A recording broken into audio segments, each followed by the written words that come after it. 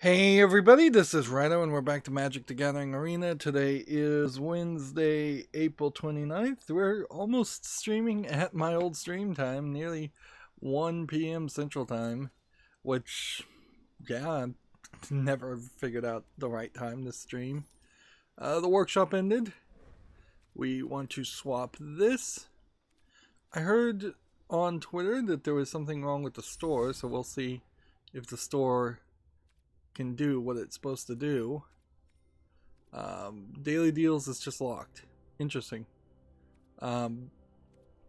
It's interesting that it can just be locked, and it's interesting that it is locked. So that really only leaves you with purchasing the same old things that you always could purchase, which at some point having 22,500 gold and getting the Historic Anthology 2 bundle might be worth it. These other skins, not so much. And avatars go on sale, so there's never really a reason to buy an avatar. And sleeves go on sale, so there's never really a reason to buy a sleeve unless you just absolutely want one of those. And pets are annoyingly noisy, so there's no reason to ever buy those. Let's see, how are we on our profile? 25 hours, we're done. Like, we're not going to get above gold tier 3. Obviously, we're not going to get above bronze tier 1. We do have a draft entry we should take them up on. So maybe we could get above bronze tier 1, but I doubt it. So how many gems do we have? Just one?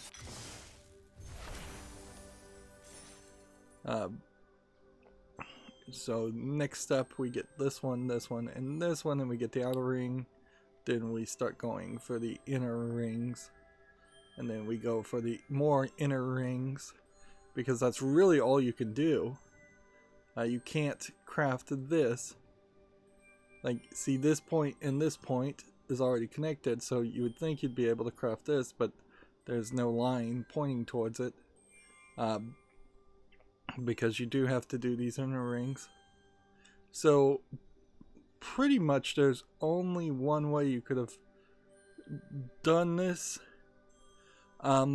Perhaps if you cared specifically about black skins, you could have gone here, then gone here, then gone here, but then you would have been stopped at this point before you could get this one. So you would have had to have gone here to get this, and gone here to get this, and then at that point you could, after those 4 extra levels, you could have gotten that, and you could get to that, and then that pretty much stops it. I don't see a reason why anybody who is purchased the mastery levels wouldn't get all of the skins, though. That should be your goal. Now, in all fairness, I should admit that I don't think after last stream I actually got 15 wins. I ran into network trouble, got distracted, and didn't particularly care. So, due to my lacking of interest in just going back and playing it, that was a hassle. So, quick draft, I don't think even lets you use the draft token. Player 1 draft entry. Quick draft course at 2020. Not available. So the only thing I can do is the premium Ikra draft. And this hopefully now will work with the untapped.gg app, so that we can see what we're going to get, because we are fairly full on things. Let's see, not collected, Ikra cards in general. Like, we're fairly full on things we haven't collected, or things that we've collected but we only have a less than maximum number of items. Well, not really. There's there's certainly enough here for 2 or 3 more drafts before you start getting a lot of redundancy. But the problem that kind of sucks more than anything on the premium draft is the idea that you get the let's see, can we use a free ticket here? Yes, we could.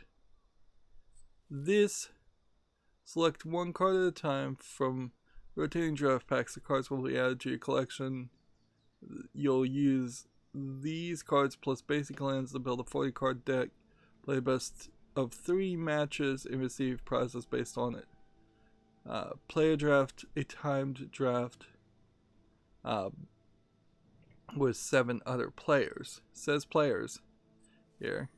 1 victory gives you this. 1 victory gives you this. 0 victories gives you a pack. 1 victory gives you 1 pack. So I guess 2 packs. One would hope. 2 victories gives you 1,000 gems and 4 packs. And this gives you 3,000 gems and 6 packs for 3 wins, best out of 3. And this costs 10,000 gold, whereas this premium draft costs us 10,000 gold and would give you considerably less gems for this. And then cards will be added to your collection. Timed draft with 700 players. I don't see the difference here between the premium draft and the Icaro draft, other than when I was opening premium packs I was getting land cards, basic land cards, and I'm thinking if we do this we wouldn't. Plus it feels like this is just the better thing to do. So let's go. We get another skin for just joining. And now we go. As for the accountability section, I finished Castle Crashers and was very frustrated with it. It really didn't do what I would like for it to have done. Here, we're just gonna pick everything that's good. Doesn't seem like untapped.gg is gonna work here. But what we want to look at as far as these cards is so if this is labeled traditional draft and it's the best out of 3 games, I guess that's how you play draft in Paper Magic. Castle Crashers is not a game I can particularly recommend unless you have 3 friends who are willing to go and play it. Well, there's basic lands in this too. Unless you have 3 friends that already have copies of Castle Crashers and you want to play it with those 3 friends, that's clearly the only experience that they wanted you to ever really have with these characters.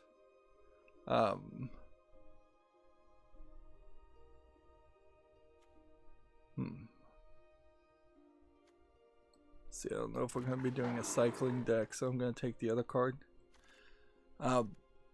Trying to play Castle Crashers as a single player experience does not work. It's not balanced. It's not good. Castle Crashers as a game is terribly written. There's some things in the credits that indicate that either they're previous games or Castle Crashers originally was supposed to be a Newgrounds game, and so that's apparently a reason for the time for it to be a lower quality game. But that's not... It doesn't really fix the problems with it. The fact that it is...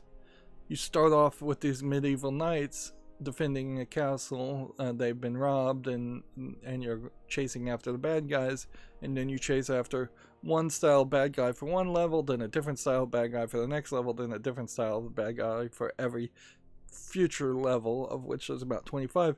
And by the time you're at the end of the game, you've fought a giant corn cob boss, you've fought aliens, you fought ninjas, you fought a magical wizard, which magical wizard was like reasonable for a medieval type story, or at least felt reasonable.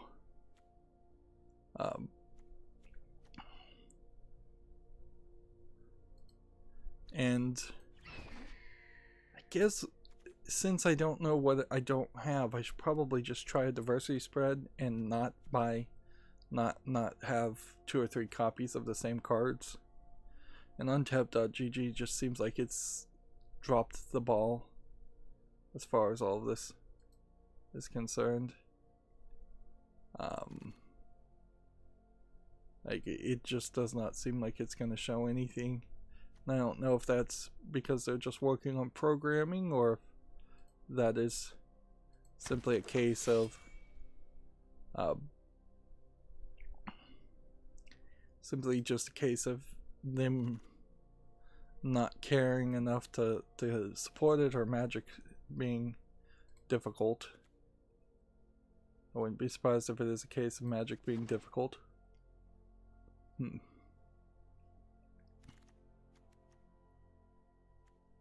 So none of these cards are unique, so then we should just bring in something that would be helpful. This costs 2 less if you cast you control a human creature and a non-human creature. That seems like that would be pretty easy to pull off. Do I want some red cards instead, though? I think I'll take a red card. And I think we'll take this green card. And then I'll think, well, this is a uncommon card, so we might as well take it. Like, just rare drafting for the small chance that you'll not end up needing to use wild cards to get these kinds of things later on. And then you get a blue island land, which that's just pathetic. I feel like the draft should do us a favor, and we'll definitely not play that, so we'll put that in the sideboard. They really should do us a favor and give us a wild card for every land card, or at the very least take every extra land card we have and put it in a special little pile, and when you have 10 extra land cards, you could then convert it to something. The fact that Paper Magic does have this whole system where a lot of reprints and land cards in particular are just absolutely not worth the paper they're printed on is a problem. It really is.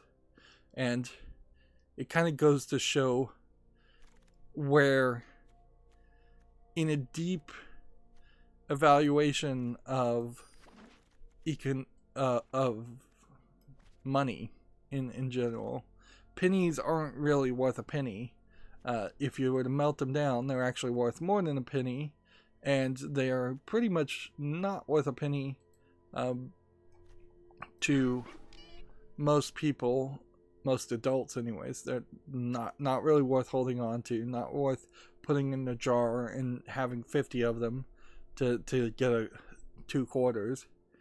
Most people just don't sweat pennies. Even extremely poor people have better things that they can do with their time than try to, usually at least, than try to have pennies in their pocket or pennies, collect pennies to try and take them to a bank.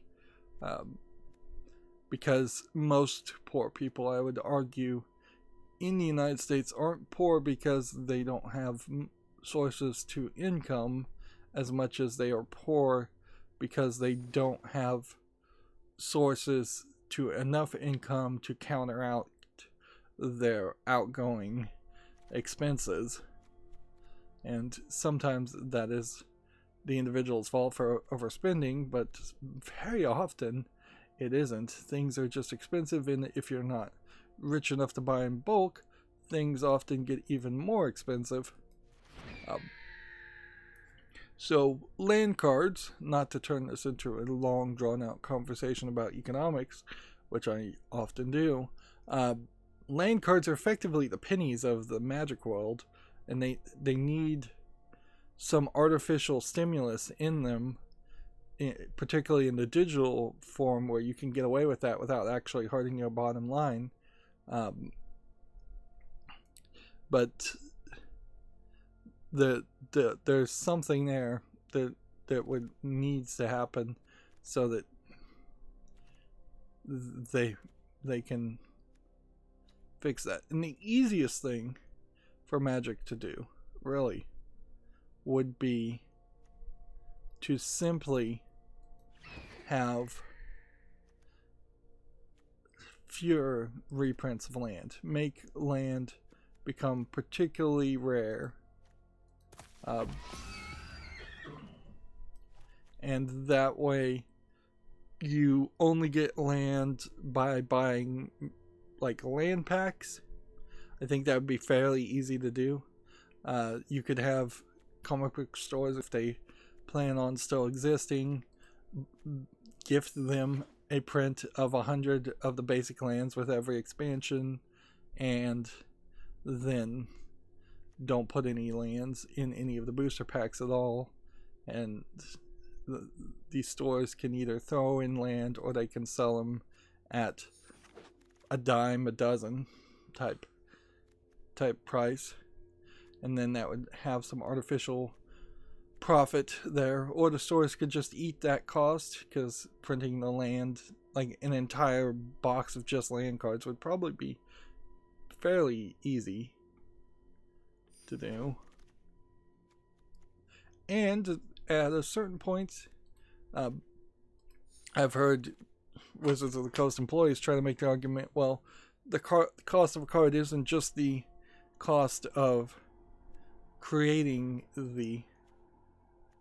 Hey, that did show up. No, it didn't.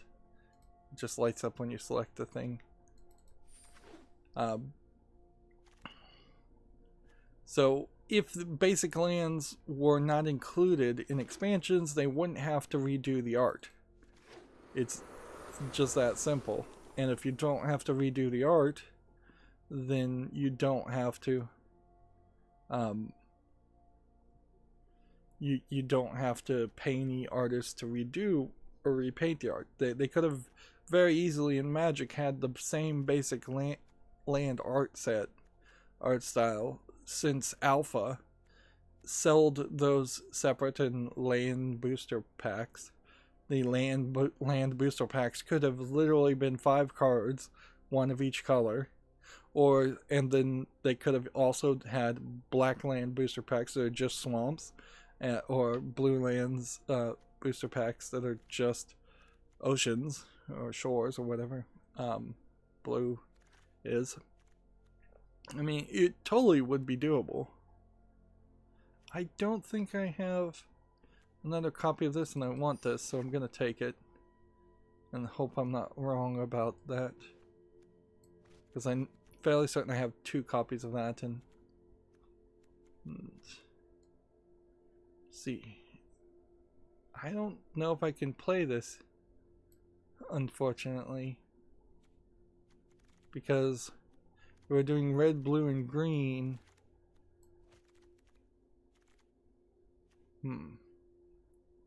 Red, white, and black.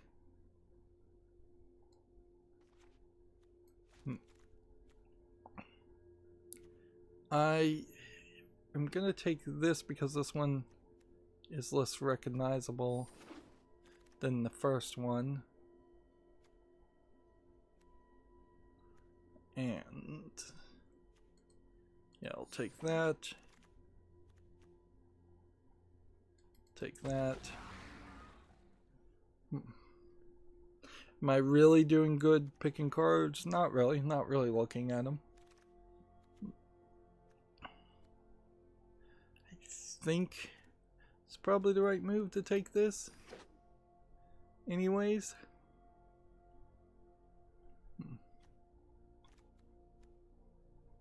We'll get rid of this. Get rid of that. Now it's just going to be down to what do we want? We'll take land, a dual color land, because we probably don't have those. The Bloodfell Caves.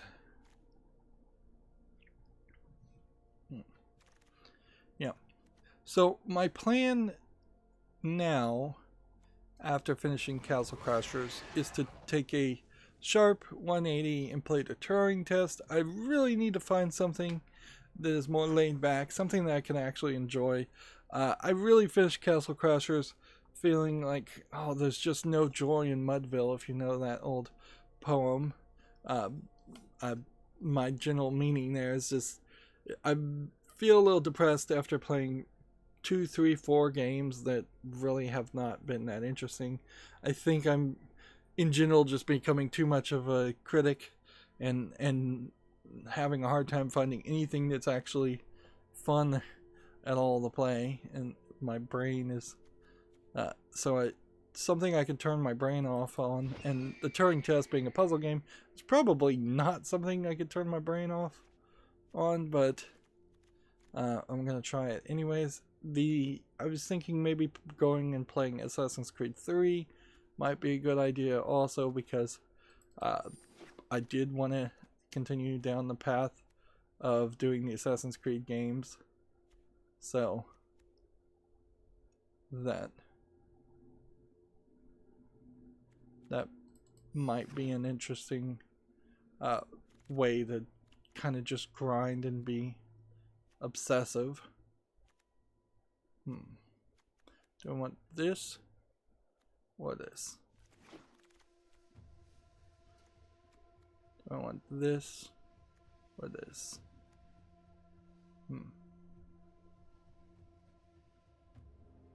Let's see. Do I want this or this? And have to take that. Okay. And all of these were pulled out of my deck. So we want to get rid of the black cards and the white cards. So that and that. And that gets us just down to islands, mountains, and forest, and a Bloodfell cavern. And then this would require 2 black cards to play. And I don't think I have enough cards here to really play that. So let's get rid of that.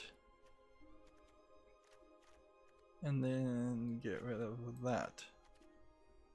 We've got something else that needs white cards somewhere down here.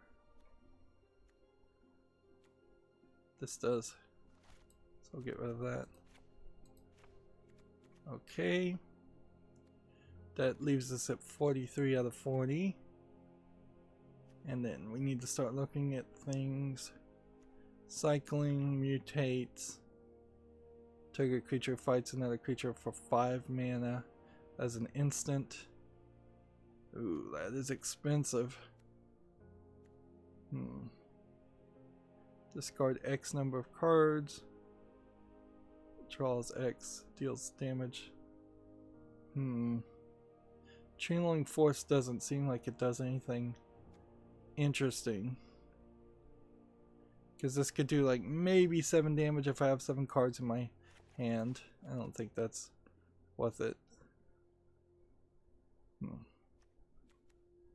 The Phoenix is a good card to have. I'm not sure if this crystal is particularly useful. Exile up to 3 enchantments or cycle. Counter target or cycle. I need to just make a decision as far as one more expensive card that's probably not a smart move. I think that's probably that. Okay, 40 cards. 40 cards ready to play. We took our sweet time there. Let me double check to make sure how our streaming is going, because I haven't been really watching it. Yeah, it looks good. Alright.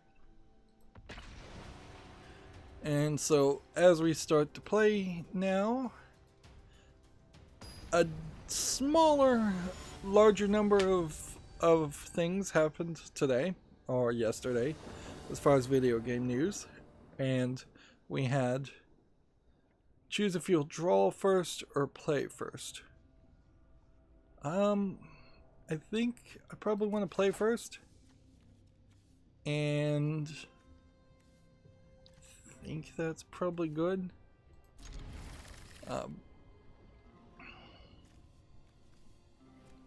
So we should probably play blue, and then next turn we play red, and then we can choose one or the other.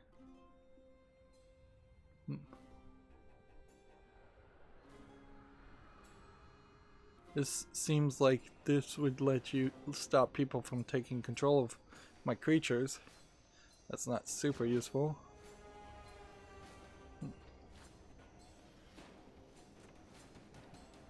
This seems pretty good. 2 1/1 tokens, both an animal and a creature. So yeah, we have a little bit of video game news that right now they're announcing little tidbits, it seems, of the next Assassin's Creed game. So that probably is a nice little kick in the butt to move forward and get back to playing those games. Interesting that the human creature doesn't have haste. The token, the dinosaur does. Interesting. Alright, well, I don't see a real reason to attack. Might could.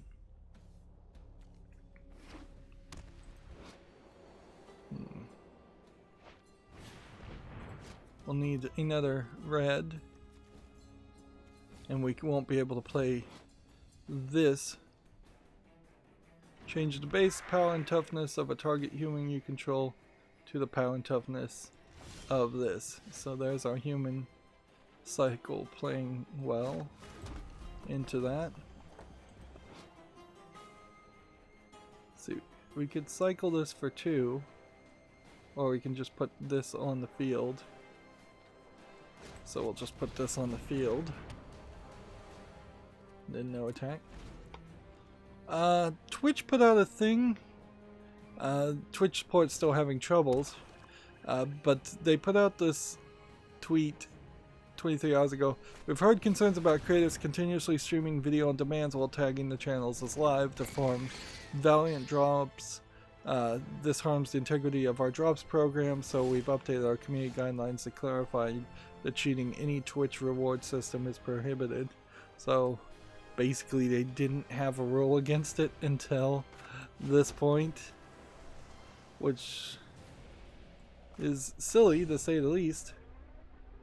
Right, do we want to mutate this? Yeah, sure, why not? Mutate onto this guy with an over. And then he has haste. And so now this guy has flying, but we can just attack anyways.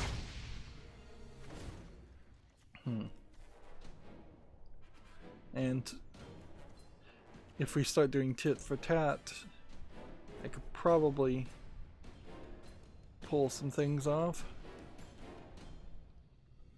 This cycles,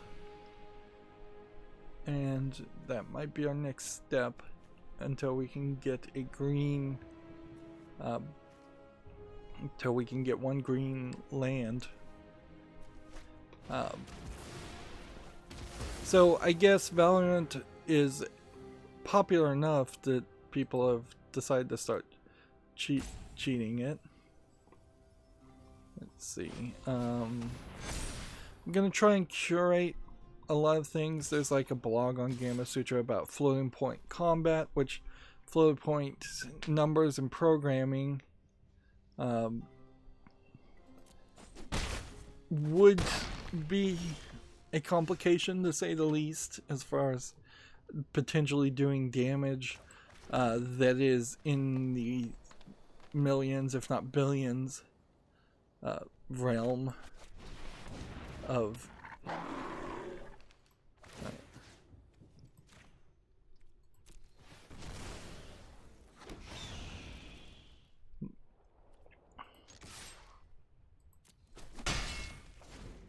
So yeah, but I don't know why you specifically would need to do damage in the millions and billions realm.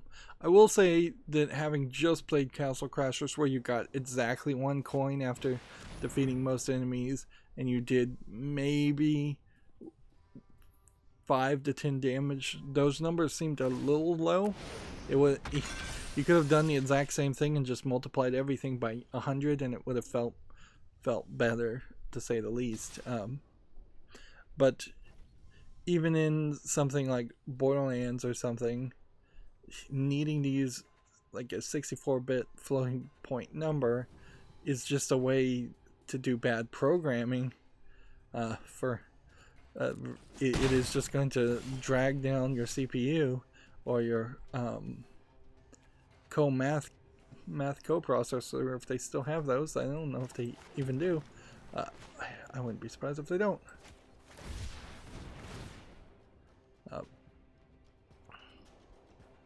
Let's see. Let's try this. Exile it. Bring it back. I thought maybe that would cause a feather to create. Whenever this creature mutates, creates a phoenix feather. Alright. So, it doesn't. It's only the mutating thing that. Alright, well, that sucks, but we're still fine.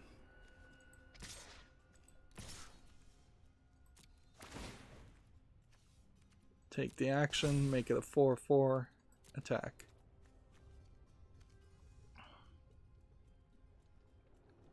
This guy doesn't have death touch.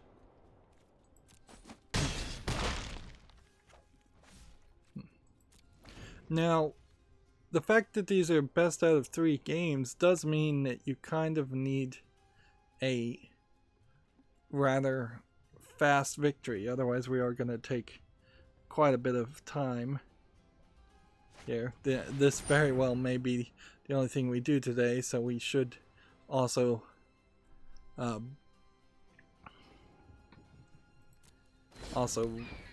move through the news as fast as possible because of that. TechRaptor and I personally can confirm Epic Games Store now requires 2-factor authentication to get free games. I just used the Google Authenticator app, which is probably annoying to the Epic Games Store. That's one way in which their 2-factor works. I think generally they would like you to use your cell phone. It's a good point to remind people that SMS two-factor authentication is not secure because the cell phone services are literally not secure. It's just really, really easy for people to steal your cell phone number for a permanent or temporary time, and that's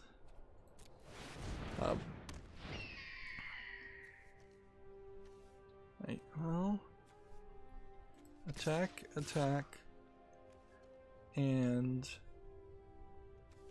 do we want to not attack? We won't attack on this one. Just attack with those two. So I would recommend using a two-factor app, as it has to be done. I think two-factor apps are nice. They're not perfect, but they're something new and something different. There's something that's not in your head, something that you couldn't just be subpoenaed to testify to against yourself. So a lot of the ways the security systems try to go with it is that they want something you know, which would be a password, something you are, which is a biometric, something that's unique to only you, or something. Let's see, do I want to just kill this guy? Whenever you cycle this character, you put a flying counter on a target creature you control. So there kind of is no reason not to just block this guy and kill him.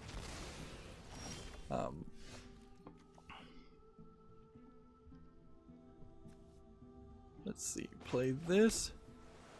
Target creature you control deals damage equal to its power to target creature you don't control. If the creature you control has trample. Alright. We got how this goes. You fight that. Or not actually fight it, just deal damage to it. And that puts us in a perfect position to win 4-8-12 unless he defends. If he defends, he's dead, then we win next time.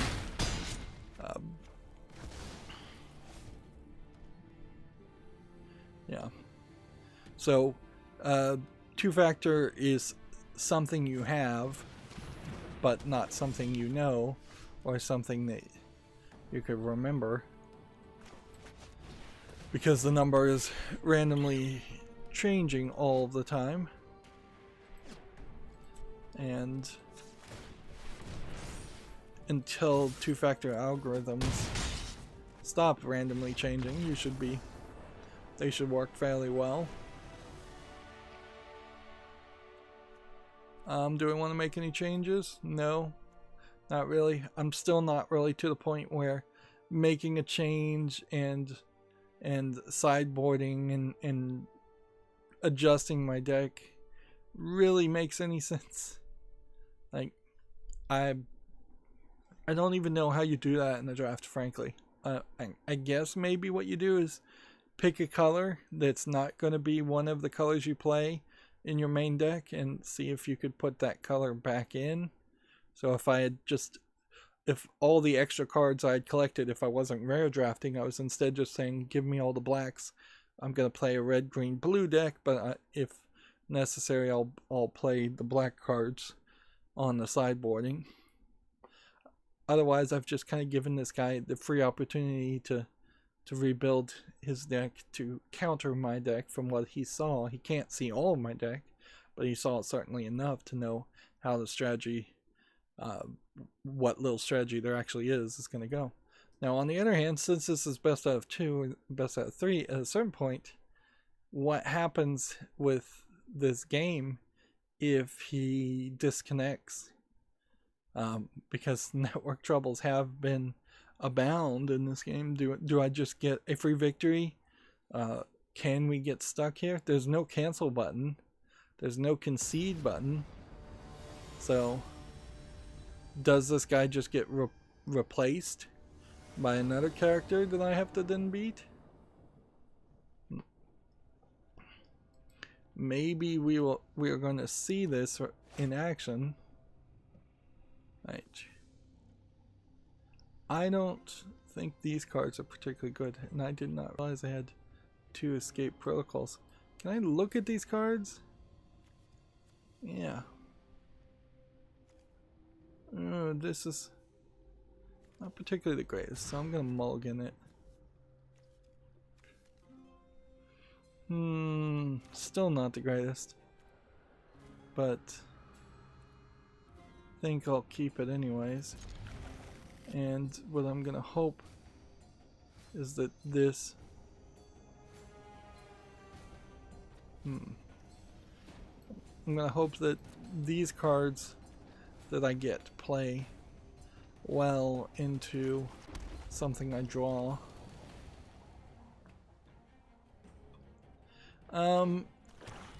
We are either really near or close already in the Japanese Golden Week, which is the week of several like national holidays merged together to have a bigger experience in general. Yeah, let's just cycle. Let's see. That didn't really do anything, but anyway, so yeah, Japanese Golden Week is happening. That's why the Big in Japan PSN sale came, I'm sure. So TechRaptor is promoting their, I would almost at this point call them business partners, for as much as they have a sponsorship deal with them.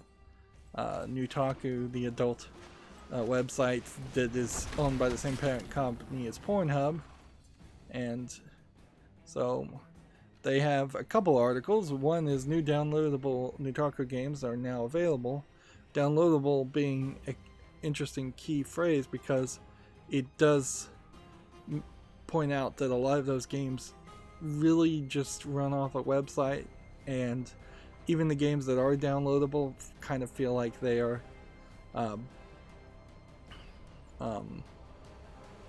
what was I trying to say? A lot of games that are trying to be downloadable.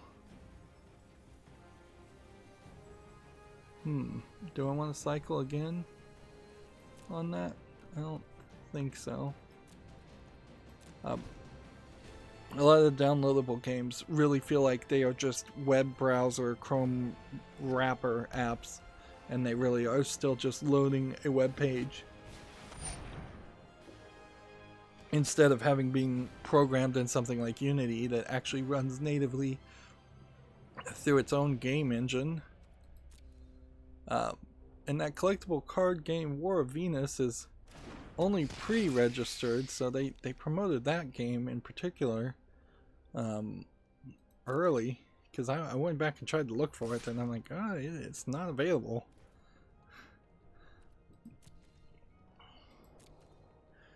But it does also look like most of their games are terrible, and that's a shame, because it really does point out that there's not been a good experience so far as a Western company trying to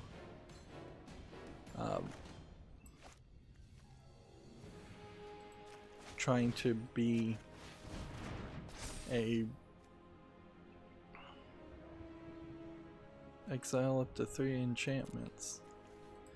Like, a Western company trying to sell adult games has not really succeeded well so far. But we will see other Golden Week sales and Japanese centric games going on sale, although it is understandable if it's not going to be as good as it has been in previous years, as Japan is working its way into a major lockdown due to COVID-19, and I imagine kids are going to be busy trying to figure out how to do remote learning, trying to figure out how to just live their lives differently. And this could cycle. And that's probably all it's worth.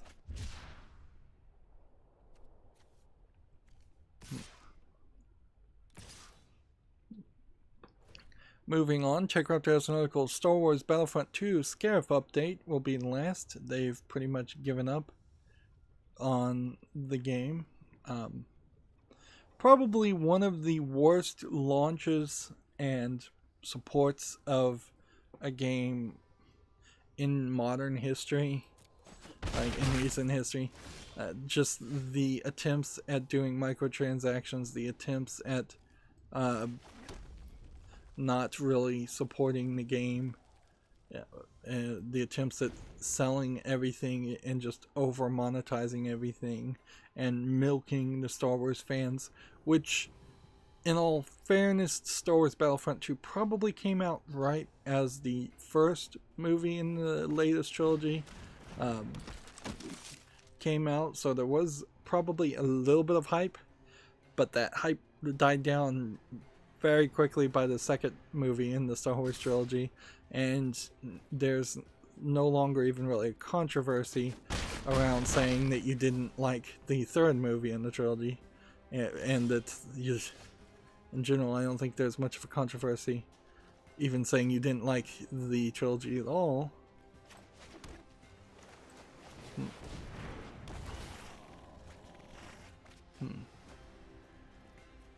When this enters the battlefield, put the top 3 in your library into the graveyard. That's not synergizing with anything.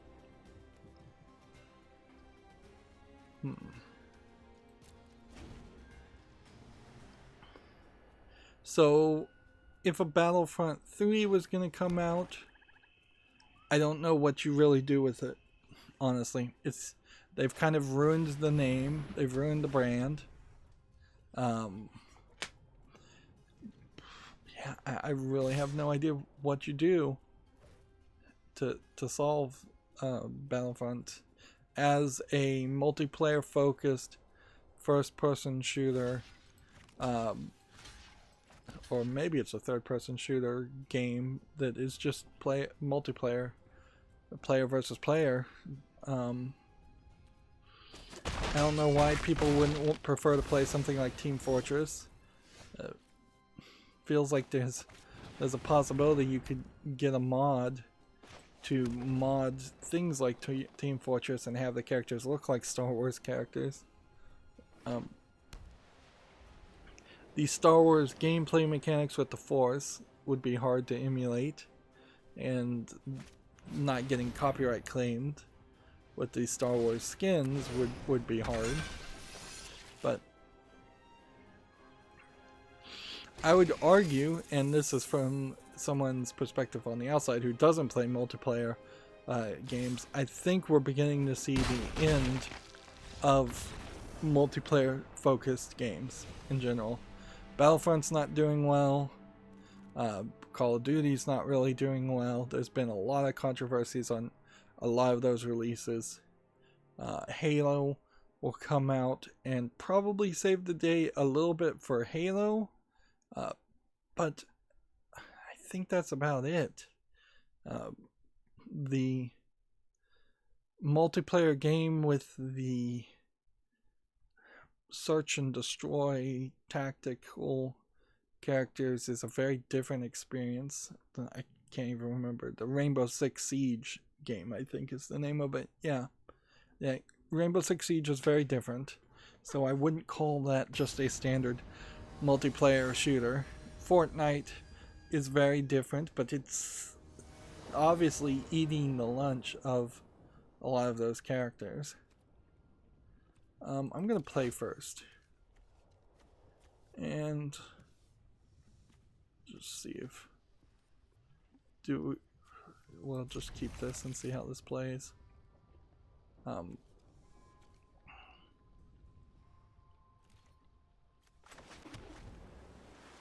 So I need a victory here, or I'm gonna get a loss.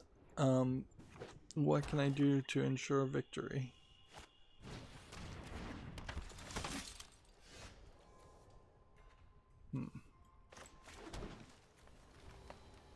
Can put this on the field.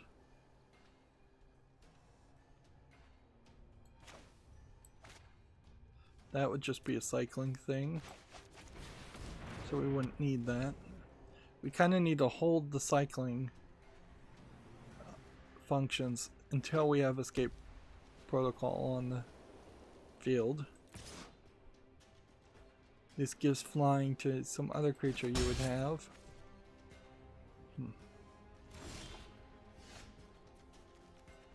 Play this. Can we now put this on the field?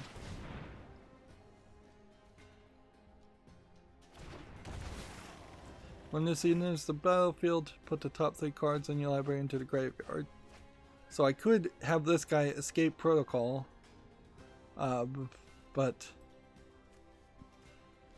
I don't know why I would want to do that, because I don't have anything that would pull things out of the graveyard. I could cycle this guy and have him fly, and he would probably be a little bit more useful.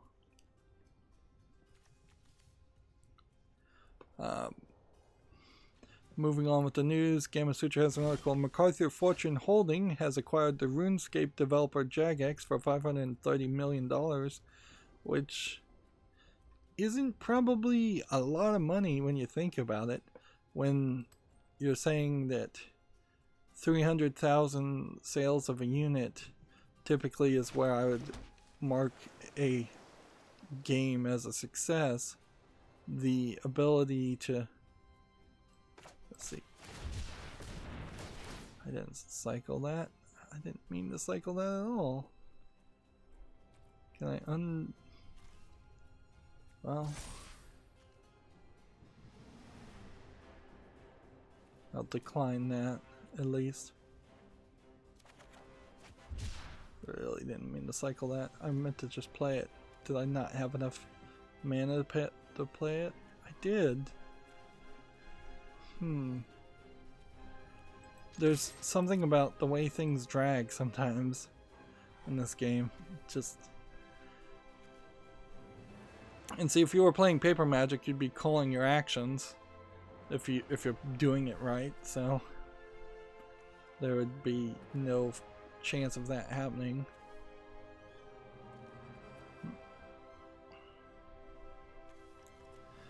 Yeah. RuneScape, I feel like, has changed hands a couple of times, and it certainly isn't a majorly successful product right in now or in the past decade or so. But yeah, if there had been 300,000 accounts, or I don't know how else you would classify it, or just copies of RuneScape sold, if each of those copies was $60, which maybe that's too expensive for RuneScape. Let's see. Do I want to play this? If I play this, can I cycle this guy out and back in? No, I can't. So then that gave that guy a free attack. Yeah.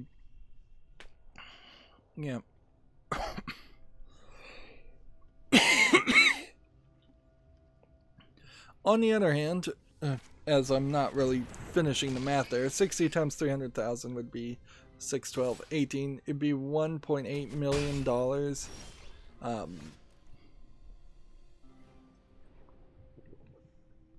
In sales, so 530 million very well may be a nice little payout for a kind of dead game.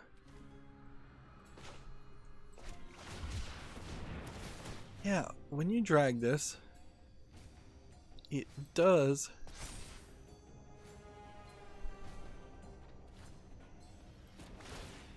just automatically cycle.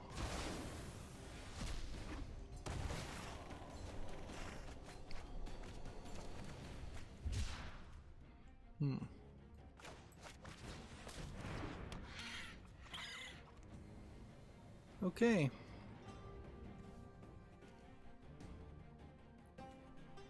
This says Death Touch.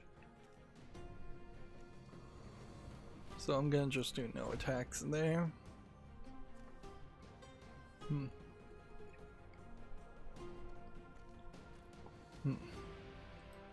I imagine RuneScape is kind of dead though.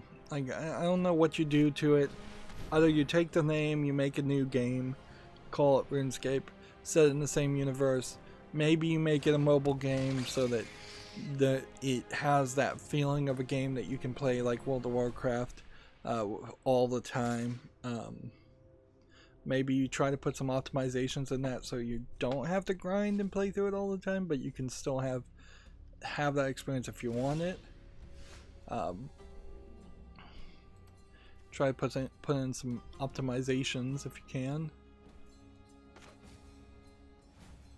Let's see.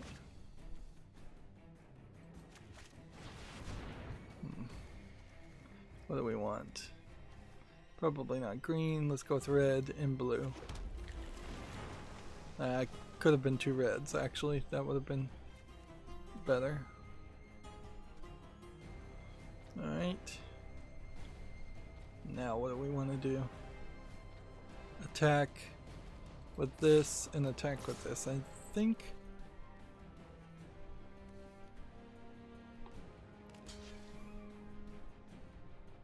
Okay.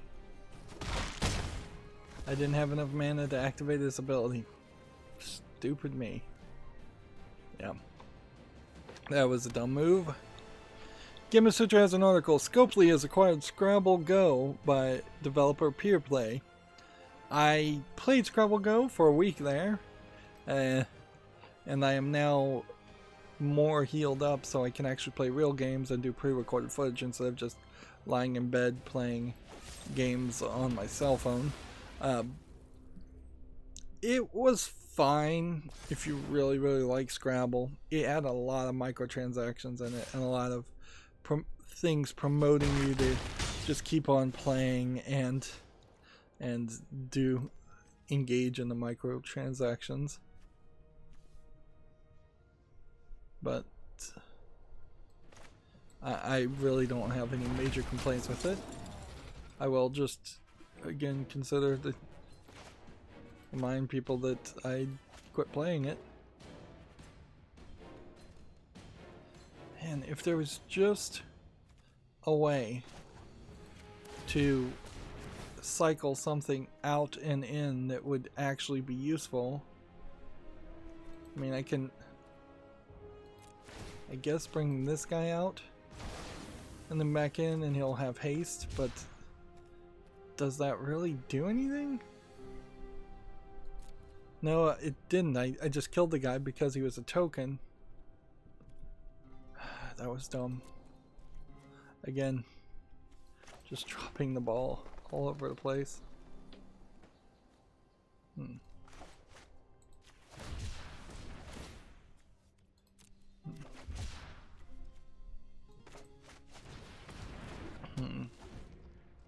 Yeah, if I just want to run out of cards, I could run out of cards. So if I had Jaina and could play her, the one that says when you run out of cards you win the game, instead of when you run out of cards you lose the game, that there could be a real strategy to playing Excavation Mole with Escape Protocol.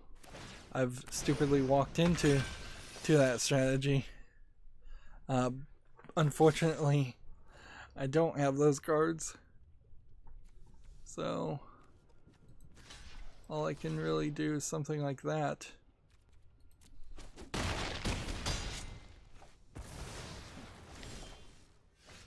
And yeah, that's not gonna help.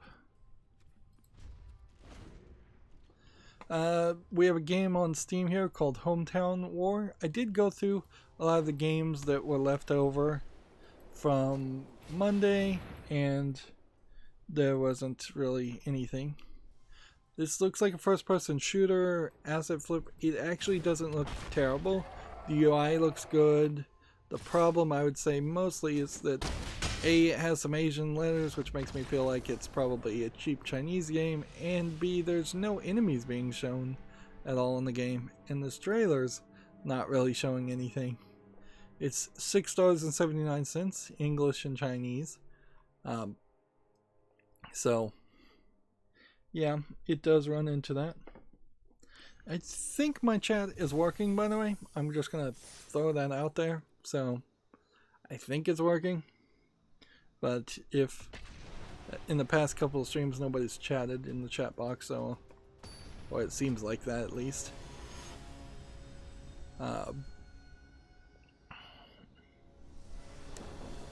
We've been pretty inconsistent with times in the past couple of days also.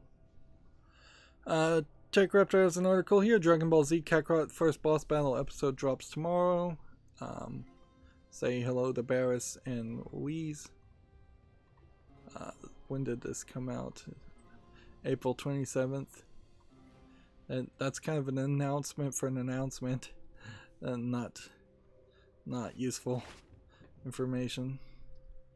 Alright, can we find something that's actually going to work here? I'm gonna keep this. I'm gonna hope this works.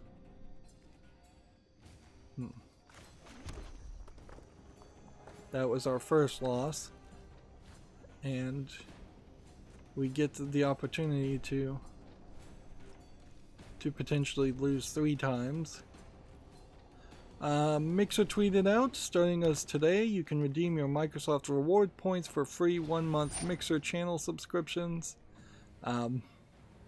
So if you're using Mixer, which very few people from what I hear are, and you're using Microsoft rewards, which I would say slightly more people are using Microsoft rewards, but not very many in the larger scale of things, you can now convert one obscure thing into another obscure thing.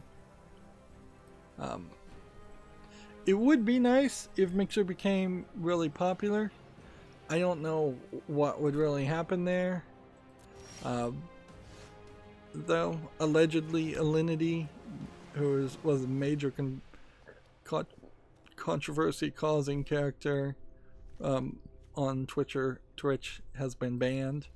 I don't know if that's really a permanent ban, and I don't know what happens there.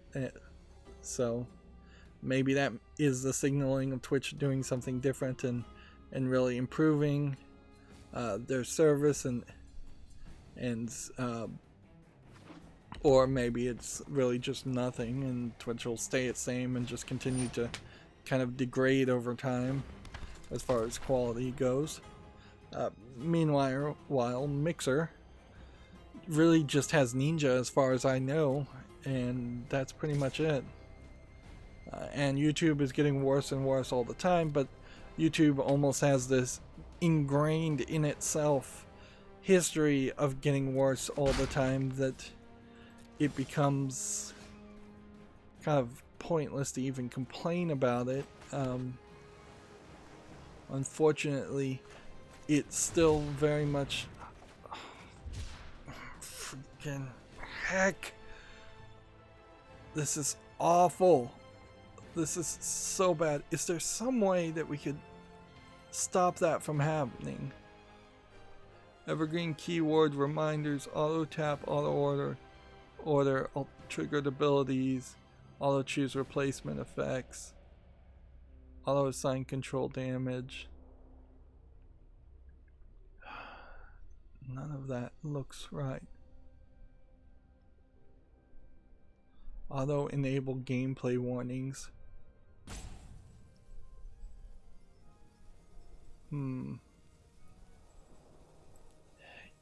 That sucks. That is not what I wanted to do. There should be a confirmation on that. Shouldn't just be able to drag my card up there and have that happen. So I'm gonna have to just learn to click on every card that I want to play. It's so ridiculous. You're constantly having to click the resolve button when the resolve button really doesn't do anything, and yet you don't have to click a confirmation button when it matters. It's like the people that are making Magic Arena don't play Magic the Gathering, and I wouldn't be surprised if they kinda don't. somebody has to have realized this.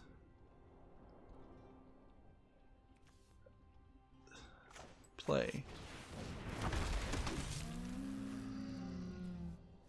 Let's see. I can also enchant a land at some point.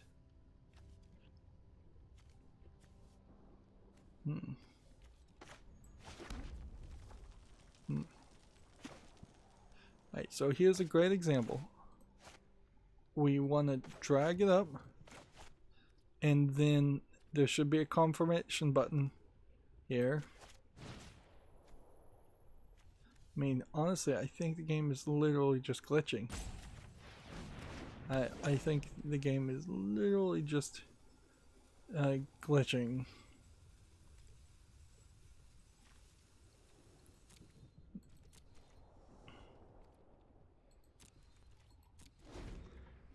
But I'm losing because the game, for lack of a better explanation, is not reacting the way it should.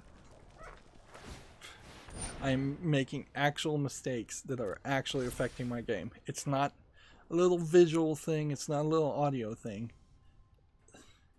This is really frustrating, and like it's just like rage inducing on the instant it happens, to the point where we are now in danger of me rage quitting playing Magic the Gathering, and I have nothing as a backup unless I'm just going to go back to Hearthstone, which I kind of don't want to do.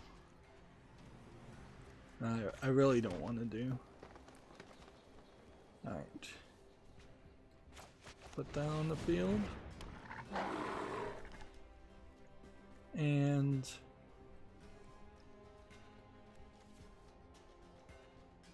tap to give trample and haste until the end of the turn.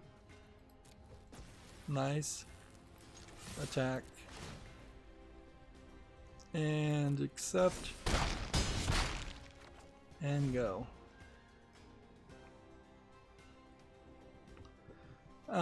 Let's see. Moving on. Gamatsu has an article. A cooperative RPG life/farming simulator called Roots of Pacha has been announced for PS5, Xbox Series X, PS4, Xbox One, Switch, and PC. Basically everything.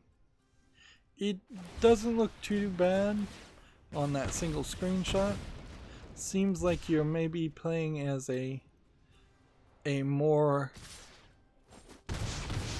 tribal, kind of like Native American group or caveman group instead of a modern time frame, which that does do something different. Certainly that does tell a different type of story versus, say, Stardew Valley, where Stardew Valley was set in this modern day, modern time, getting away from it all mentality.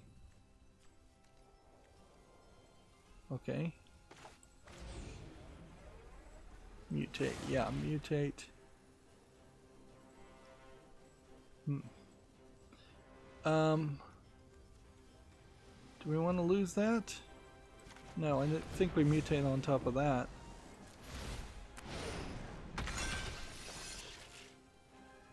And then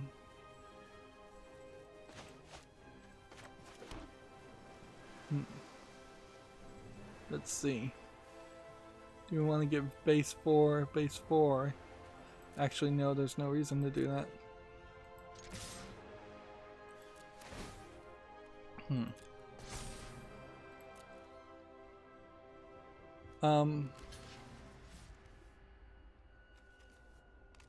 We need to give somebody trample, don't we? Trample and haste. +4, +4. Sure. This guy doesn't have trample. Let's give him trample.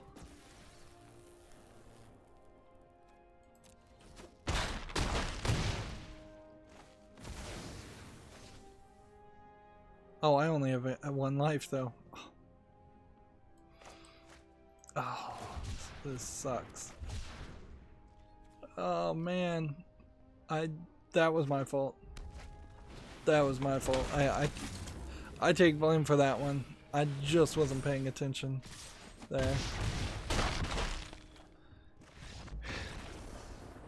It becomes really difficult to justify spending the 10,000 gold playing these drafts when you're not even going to pay attention to them. And I know I'm not going to pay enough attention to them to win. Yeah.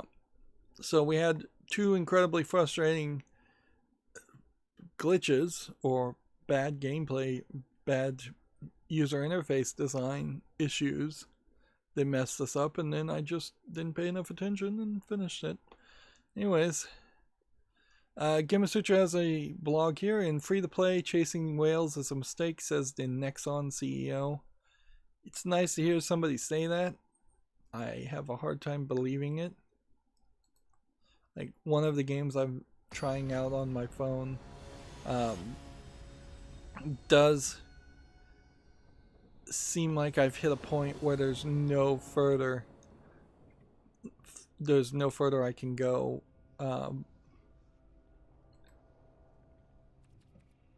as far as I think play first probably is a better move.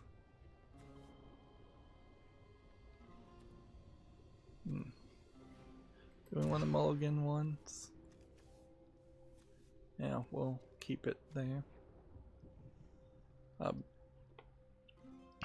Yeah, it feels like there's no further I can go without putting money into it, and the game has not been interesting enough for me to actually put money into it, so almost no game on a cell phone would be worth putting money into. So I think I'm done with it. I'm gonna try some more dangerous, crazy things, to sacrificing creatures to get maybe stronger creatures, and see if maybe I've been playing the game slightly wrong, but I do think it's approaching an end point. And yeah, the one game I still like, Destiny Child, is still playing perfectly fine, although there is a slight danger that a year from now I will have just everything maxed out and everything perfectly fine, and it will become a game that I just maintain at a maximum level, which is not terrible. I played Adventure Time. No, not Adventure Time, that's a cartoon.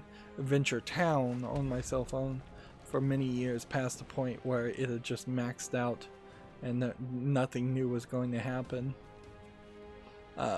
Moving on, Gamasutra has an article. Nintendo is closing the limited Wii U and 3DS eShops in the Caribbean and Latin America. I feel like the shops in North America and the United States had already been shut down.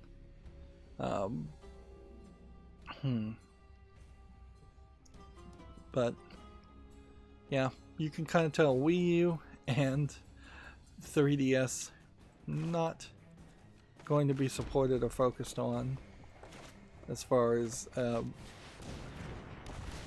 potential products that Nintendo cares about anymore. They are trying to focus everything to the Switch, for better or for worse.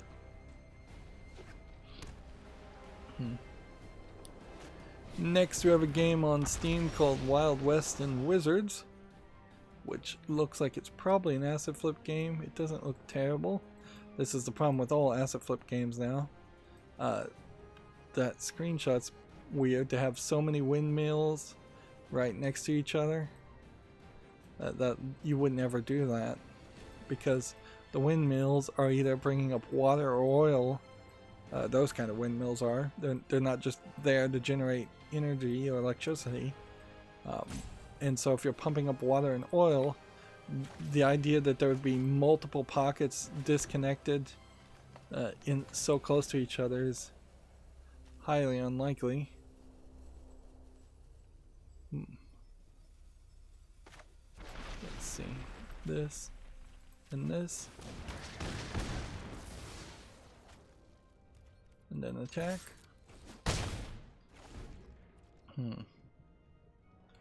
So yeah, Wild West and Wizards is rated mostly positive / very positive, but it kinda does just look like a player versus player shooter. $12.74. Single player only. English full audio. Well, it doesn't look like anything that would interest me, but maybe I'm just being a little too critical. So I'm gonna take a step back, see if I can think about it some more, and come back later, and we'll see if it actually made it to the following list. Yep. Put it on the following list 6 months from now. If I still feel like it doesn't look like anything that interests me, I will then just take it off the following list. 6 months from now is actually not even accurate. We probably are talking closer to 2 months from now, because yeah, that's, oh man. Well, I got away with that one.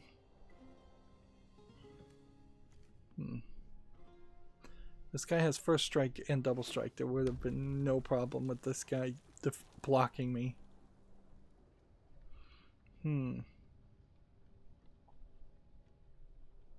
So I guess maybe he wants this guy.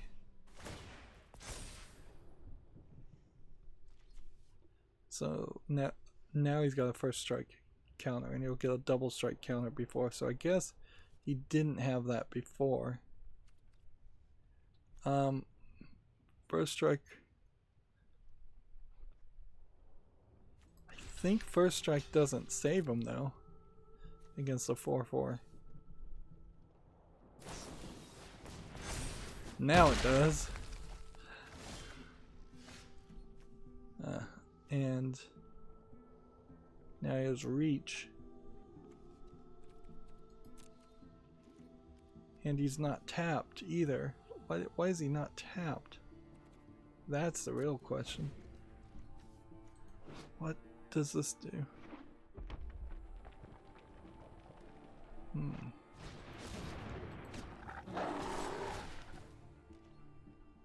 Untap it. It untapped it.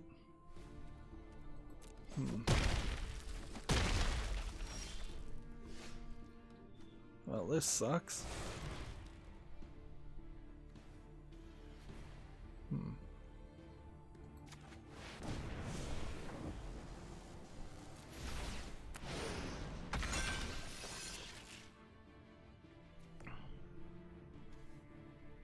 This guy will have reach. This guy will do double damage, so I need to not attack.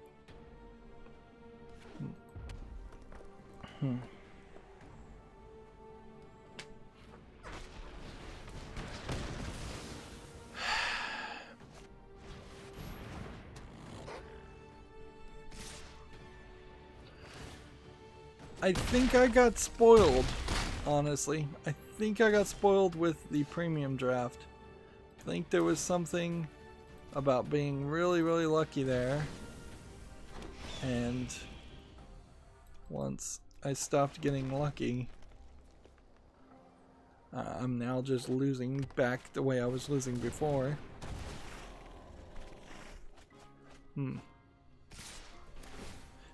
And next month we'll definitely need to do one more draft just to get into the ranking, but that's pretty much all we're gonna do, I think, in the next couple days.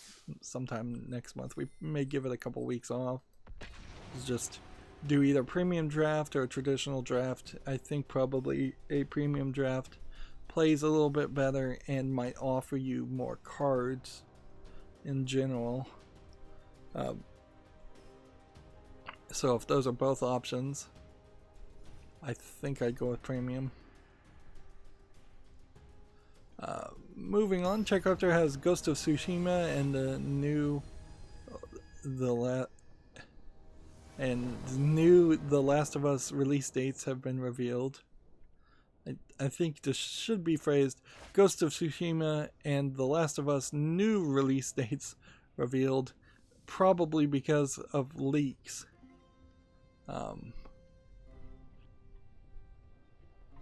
Or what they're trying to emphasize here is that the release date for Ghost of Tsushima hasn't been released before. And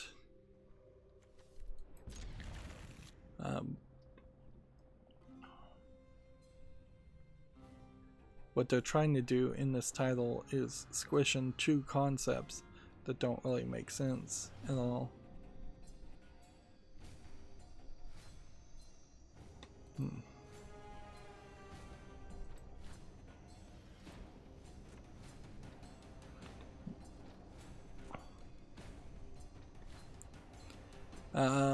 TechRaptor has an April 2020 Humble Choice overview for the Humble Choice subscription as far as games that are being offered. Honestly, with just financial being difficult for most people, and with my current position as far as just how many actual games I already have, it's getting harder and harder to really maintain any enthusiasm or interest in playing or in buying things from the Humble Bundle, because they really don't have a lot new.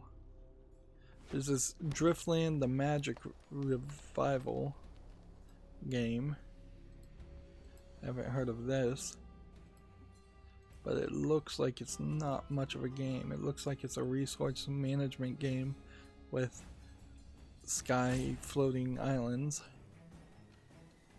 Turok 2 Seeds of Evil, like, historically might be interesting. This Trooperbrook, I think, was a game I wanted to play. Bard's Tale 4 might be worth owning, but a lot of these probably not worth what the subscription fee is, even if you get all of those games.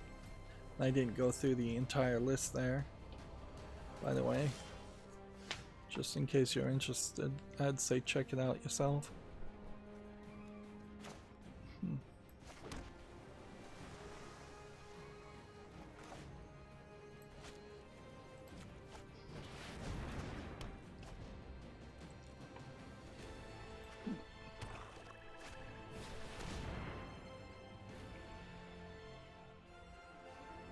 PlayStation VR has a game called Pistol Whip that they put a teaser trailer out, which I guess is that other game that was on Steam called Pistol Whip that's VR.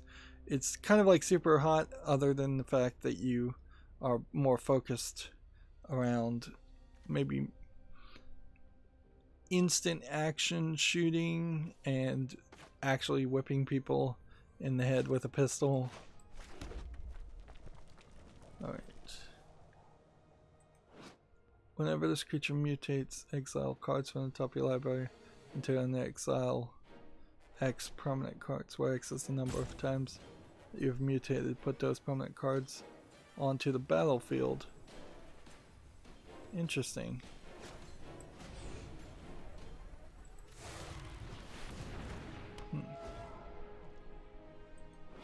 Here we have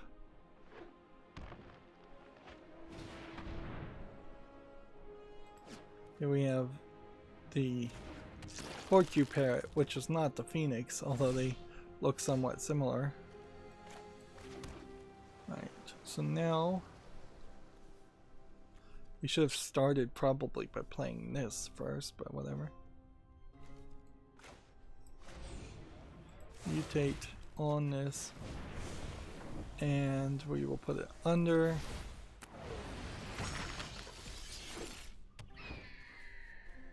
And then this creature deals X damage to any target, where X is the number of times it's mutated. So 2 damage to that to tap it is not the right move.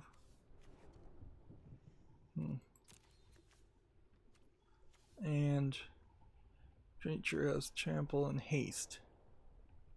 So this has summoning sickness. This has a menace counter and death touch. Right. Well, maybe not death touch yet.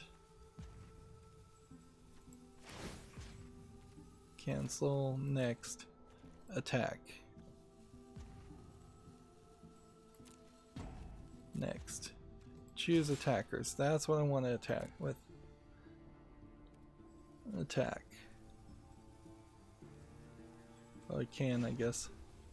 Go ahead and give this trample and haste while we're doing that. That way, in case he does decide to block with something, it dies.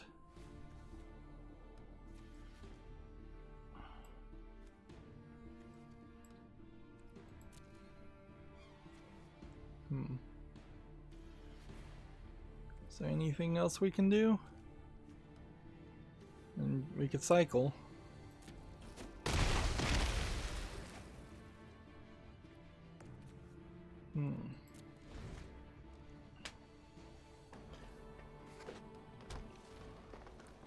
Feels like this should have stayed on the field a lot longer. To say the least. There definitely is something that's not synergizing working here for such a big creature to be able to so easily be defeated and not really even do any damage. Is almost certainly poor playing on my part. And I couldn't block this guy? Why could I not block him? Because he's a menace. And that requires two people to be blocked. So I have to put this here. And then yeah, we can go ahead and maybe play this.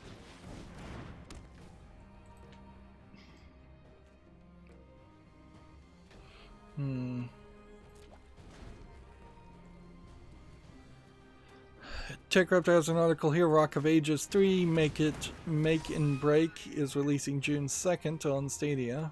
I feel like it probably has already been out on other things, and I'm not sure if Rock of Ages 3, almost certainly Rock of Ages 3 is not going to be a system seller for Stadia, even though Stadia really doesn't have a system.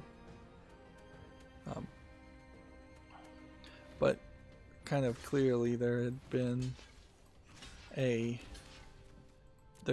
Stadia announcement, because this next article from Gamatsu is EA is going to bring 5 titles to Stadia, including Star Wars Jedi Fallen Order, FIFA, and Madden NFL.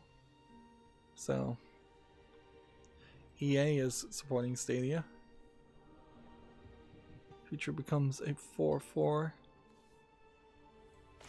Can we play this and not mess it up?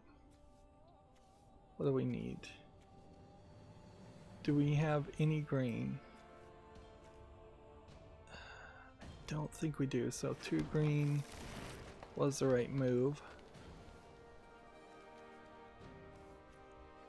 And then this guy doesn't have menace, so there's kind of no reason not to make this guy a 4-4 and then attack with this. Although it probably wasn't super useful to use that card up like that.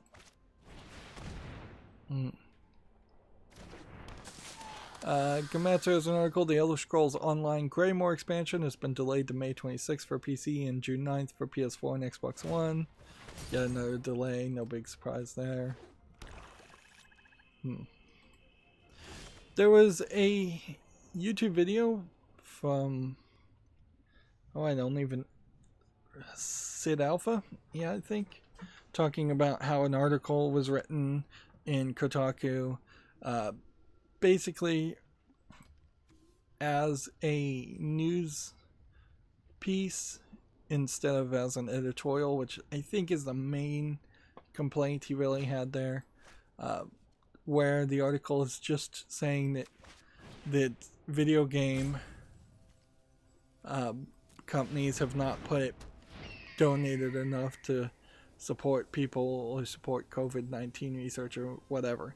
Like, as if any corporation whatsoever has some kind of ethical duty to pay a certain set amount of money towards any kind of charitable activity. It's a completely ridiculous thought as it stands, and what it really does is bemoan this idea that corporations are people, and thus they at their core should be good and are going to be good.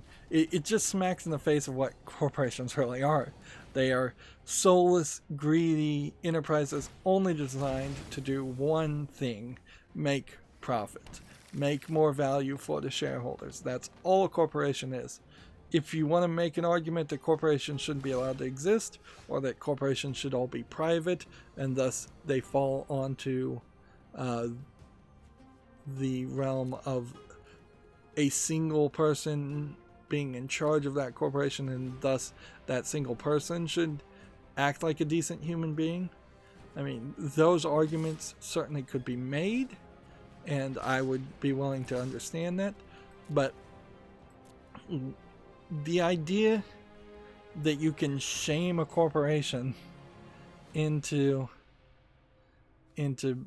doing better is like completely ridiculous. It's just not going to happen, and it's just the wrong thing. You don't shame corporations into doing good. You force corporations into doing good. That's the whole point of regulation. And so Kotaku seemed like they were trying to make an argument that they probably wouldn't come out and say that they're pro-regulation or that they're pro-taxing corporations, which is another great way to make corporations do pay back to the community that they're inevitably sucking the life out of in small measures. And so had Kotaku come out, in my opinion, had Kotaku come out and made an editorial that said there should be a tax on all video games, a leisure tax in sense that goes to medical research, education, nothing wrong with that on my point. But just saying, well, these guys are bad and they're bad, and it comes off as very just childish SJW to say, oh, these corporations are bad and they need to be good because corporations are people and people need to be good.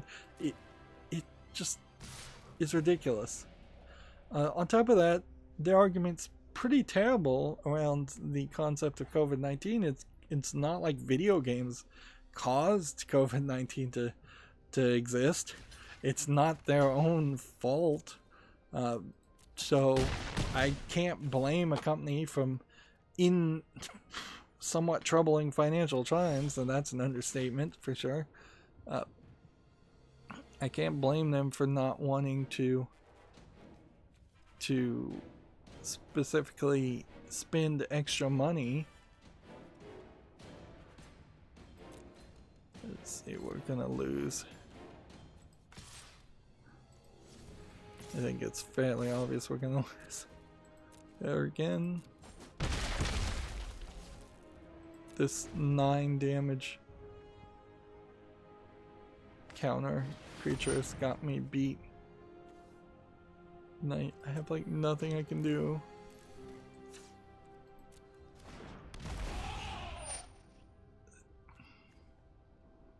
I could counter a target spell, and maybe that would work if he tries to summon something else, but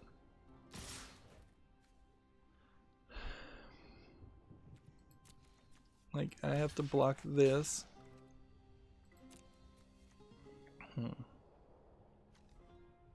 And that won't do anything.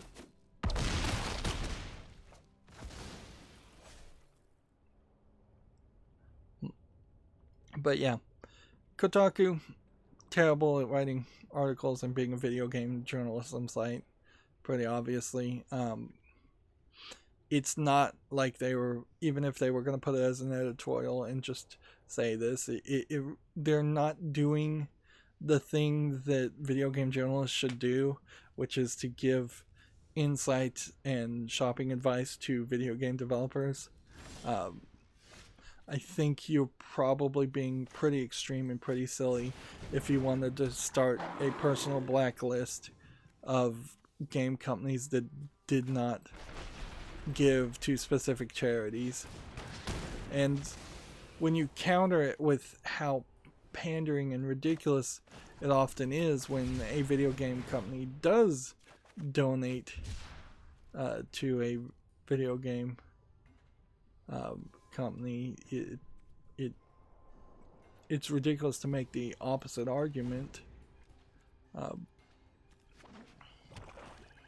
Like I prefer video game companies to pay their employees. That is a much closer to home effort they can do to improve the world, is pay their employees, have good employees, treat their employees well, cut the hours of the employees, stop firing them, save up their money so that they don't have to fire people and go out of business after every game release. You can easily see that in Gearbox. I would be much happier if, having heard a story that Randy Pitchford and Gearbox had paid the bonuses that their employees expected, instead of hearing a story, a fictional story in this case, where Gearbox donated a bunch to COVID-19 and then didn't pay their employees. Let's see, first strike, 6/4. Exile up to 2 enchantments, or cycle. Maybe that is just triggering because there's no other thing it can do. But I don't know if that helps me feel any better about how that plays. Next we have a game on Steam called Pax Nova, which is rated mixed and looks like it is a hex grid real-time strategy game. Doesn't look particularly interesting. $21.24 means it's really overpriced also. But those mixed reviews, there's enough there to tell me it doesn't need to be on the fallen list. And we're just gonna not have things load now. Interesting. Steam seems like it's not gonna work. Well, I've lost if I don't block this. And I can block this with first strike and I'll be fine.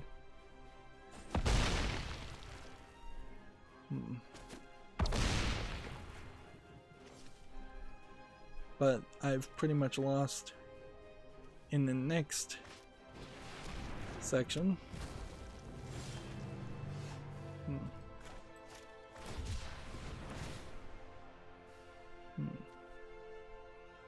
First strike. Do I want to send this guy out and bring him back? Not really. Doesn't really accomplish anything.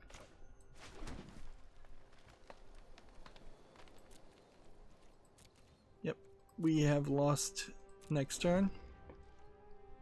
Tech Raptor has another cool. The skateboarding tidal wave break has been announced for Google Stadia, which skating across the ocean, I think you would call that surfing, if I'm not certain. Like, so yeah, it does seem like you're surfing while doing skateboarding tricks. It's a slightly interesting idea. It does open up a few problems, I think, if you think it all the way through, because generally if you're on a boat and you're then in a ocean where there's very little going on, where part of the problem of skateboarding games, I think, often is that there isn't as much happening, so they have to put a lot of things next to a lot of other things, ramps next to rails next to other ramps, next to jumps, next to things, which often makes a city that's trying to look realistic not really look realistic because there's just way too much going on. I am questioning what could I do to really turn this around. Like, I don't think there is anything I can do. Like, I think it might have at a certain point get down to the point where we don't even bother to try. Like, we may just take our free draft tokens and rare draft to get the cards and then fail. And that probably wouldn't be a good sportsman-like activity to do in the real world playing paper Magic, to have people just not really try. And I wouldn't be surprised if there are a lot of paper Magic people who just get really salty and on tilt when the draft doesn't go their way, or they just have nothing to play at all.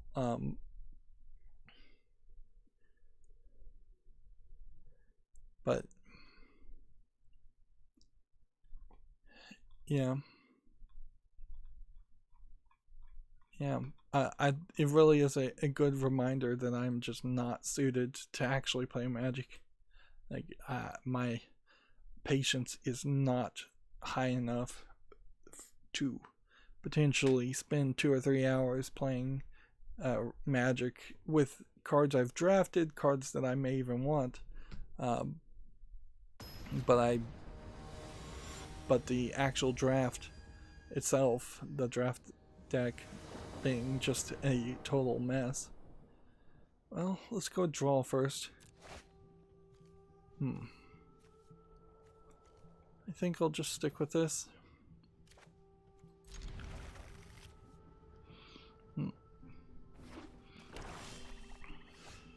Having a lot of mana at the beginning shouldn't be a problem.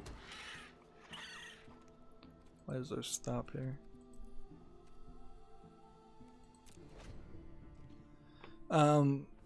TechReptile has an article for the review of Dishonored the RPG, which Dishonored's been out for at least a year now, so it's a little weird to have an RPG game, tabletop game, come out. It's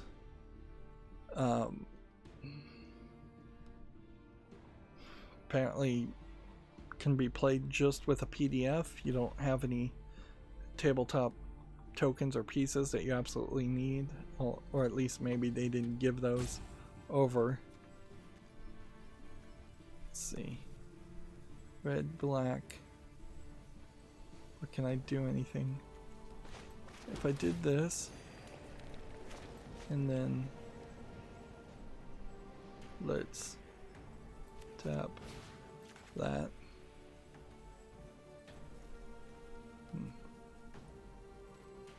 What? How? I can't play it. I don't have enough mana.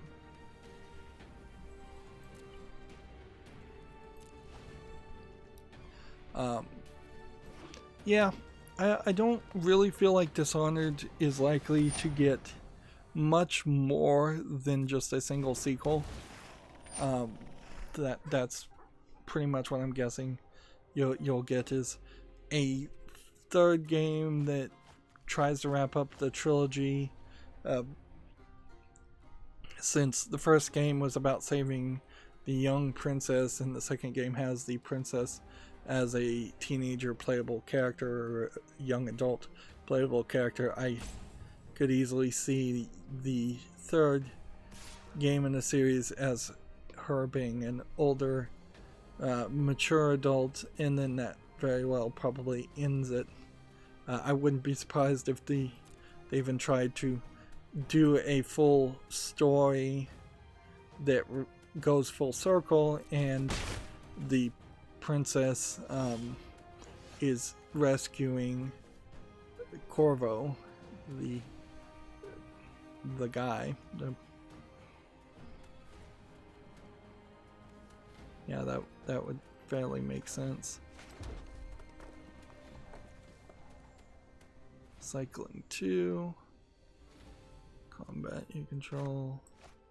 enchant land here. Does this have enough to activate its ability yet? No. If I could activate its ability, then use this, that would probably work. Could cycle too. Though there's kind of no reason not to draw another card. Not that getting more cards really helps me. After a third game in the series, ignoring the Death of the Outsider spin-off game, because I doubt that that would be considered the third game in the same way that the DLC of the first added on to the first games wouldn't be considered their own standalone games. I imagine they might want to keep that universe alive. It's an interesting and different universe, but they probably would want to jump to either a drastically different location or a drastically different time frame, just to get away from telling the same story in the same areas over and over again. And there's definitely enough fans of the Thief series that saw a lot of the Thief series in the Dishonored series that I think it'll still get funded. But yeah, Dishonored is not a big, huge success, and now they are the same publisher, developer, either publisher or developer, I don't remember, made Prey, so I kind of feel like there should be a sequel to Prey that comes out too. Does this have Death Touch? No, interestingly not.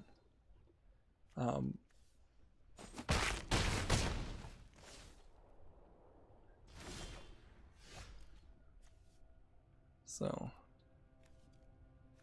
we put this here.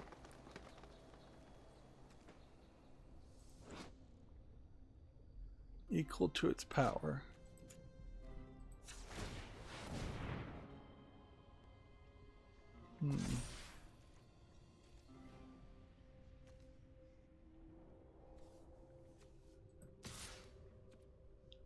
That didn't work out the way I wanted it to. I think I used a green when I shouldn't have. But I don't think it would have mattered anyways.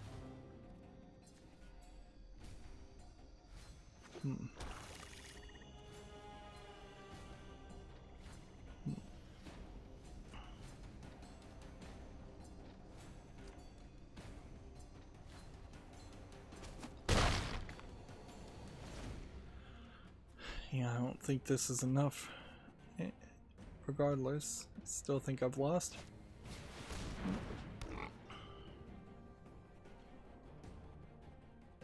Moving on, we have a game on Steam called Winter War, which looks like a tabletop board game being converted to a PC game. Like most of those games, it looks uninteresting. It's early access, $14.99, bunch of languages.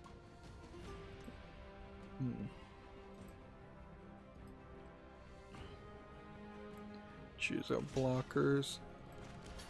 Gotta basically block one of them. Draft Sim had an article. What are gems in Magic the Game Arena? How much are they really worth? The actual value of a gem seems to be fairly consistent throughout the game.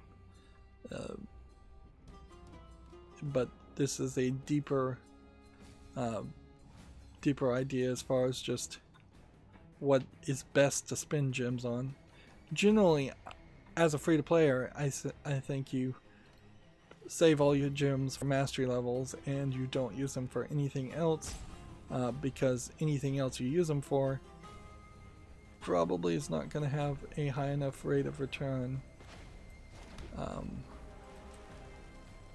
I'm going to activate this ability with one, this, and this.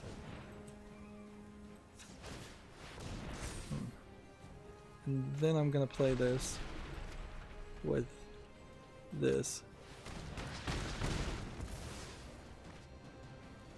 And then I'm going to choose to attack with this. And if he doesn't block,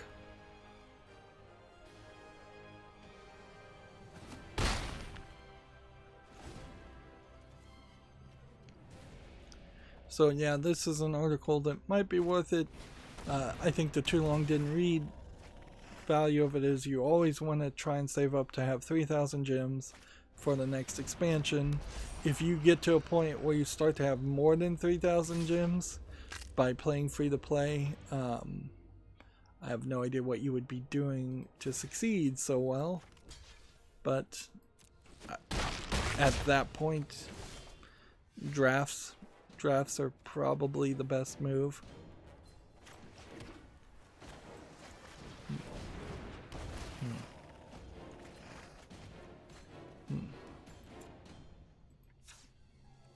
I'm gonna do no attacks, and I'm gonna see if I can activate my ability on the other side. Seems like I can. Maybe that'll just scare enough people away. Nope. As a definite nope. Nothing I do would have saved me.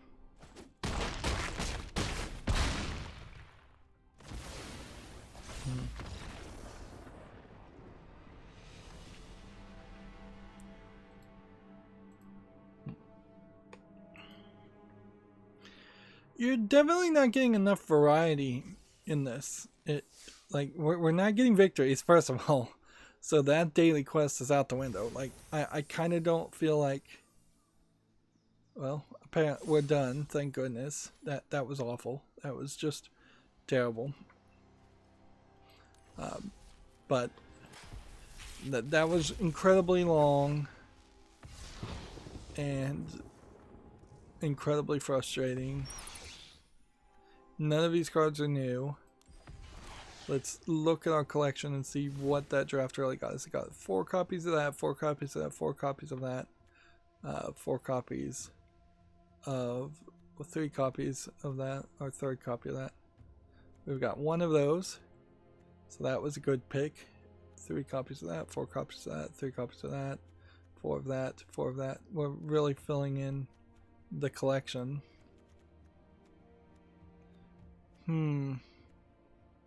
I feel like the drafting still did work better. Like this would have been way worse had I just tried to build buy a bunch of decks. And I don't think the game would just show me 4 copies if I had already gotten multiple copies. So we had looked at the beginning for collected, not collected, 1, 2, 3 copies of Ikra. So let's see where we are now. We have 1 page of white, almost 2 pages of white, 2 pages of blue, 2 pages of black, 2 pages of red, well actually 2.5 pages of red. And then 2.5 pages of greens, 3 pages of greens. Okay, so we still have a lot of greens. That should be our next focus next time we do a draft. And then a lot of mixed color things we should keep an eye out for. And yeah, probably a decent number of colorless things also.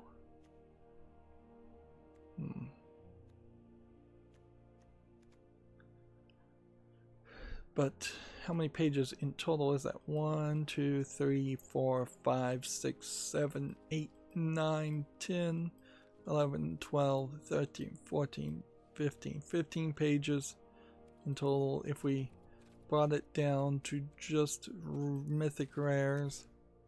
We have 1 page if we brought it down to rares, which we could probably fill in a gap of rares with our wild cards if we wanted to do that. Probably wouldn't be a terrible idea once the expansion happens and things move into wild, to just try and get every planeswalker card just for good measure, so we can learn how to play planeswalkers, even though they may not even be the main focus, and companion cards might play a better role in all of that. Let's see. If we were to look at mythic rares and rares in total that we're missing, there's still a heavy number. A heavy number. But we've got 30 rare wild cards and 13 mythic rare wild cards. So we could get some more rares if we needed it. We haven't had a new advertisement show up on this part in a while, which almost is reassuring, because the idea of them being a little bit less greedy does sound quite appealing for us. Now, take note, I don't think we got any gem reward for doing that at all, which that is a problem. Let's go back here. Traditional draft. Yeah, you don't get any gem reward unless you had gotten 2 wins, where if we had done the premium draft, you get a small number of gems even with 0 wins. Ooh, that was the mistake. That was the big mistake there. I would have gotten better to have played this. And that does explain, I guess, why traditional draft is hidden. They really aren't trying to trick you. We're at Wednesday and we only have 5 victories, so yeah, on Monday I definitely didn't get 15 victories. Now we need to play blue or black, and black, so I'm just going to play regular black, and let's try and finish the news out. It's been long enough for me, for sure, and my chair is incredibly uncomfortable. I was thinking about getting a racing car seat style gaming workstation. The problem with it, though, is like a race car seat probably would be a lot more comfortable. The problem, though, is it's just really low to the ground, and even in actual cars, small sedan style cars, I have trouble getting in and out of those cars because the seats are so low. And I've only found that basically trucks have long enough leg room for me, which is probably an admittance that my legs are freakishly long. So I don't think that it would really work. I have found a monitor mount that would go on the floor, that I think I might try that, and then I could move my secondary monitor to be closer, a little bit more zoomed in, so I could read it a little bit better, and ideally have like 2 of them and not have them take up too much space. But yeah, I am giving some thought, certainly, towards doing a little bit of a change up. There was also like a standing desk that was on sale, like a motorized standing desk, which would be nice, but I don't think I could actually record while standing up. There's just too much of potential energy draining experience there, just standing. They are nice. I have used them in the past, but they are nice when at any point you can sit down and you're not trying to focus on something else, and you're not trying to make sounds. You would hear a lot of me getting closer to the microphone like that, and potentially me making old man sounds as I'm standing up and sitting down, grunting and such. And it's nice to get back to just regular old Magic, the thing that I've figured out. But clearly there's a lot more that needs to be figured out. We need to build some test decks with the new expansion. And the game is just so demanding of your time that honestly we may not get to the point where we build test decks before the next expansion happens. Moving on, Gematsu has an article, Caller X Malice Unlimited for the Switch Limited Edition has been announced for the West. It's due out in August by Axis Games. AK. I don't know if I recognize Caller X Malice. It's almost certainly a visual novel. And there's some screenshots here I can look at, but yeah. Yeah, I don't think I recognize that game, even though I have certainly seen games and animes with Malice in the name, and certainly have seen games with the word X, as in cross or versus, in the game, but the two things combined, I don't know if I've heard of. It doesn't sound familiar.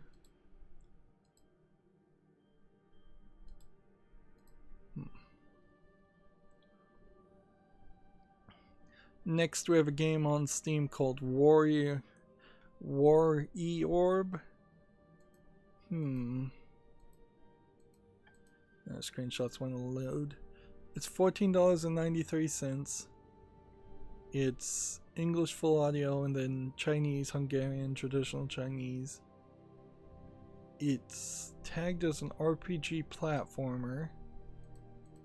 Come on, screenshots. Well, let's come over here and end our turn.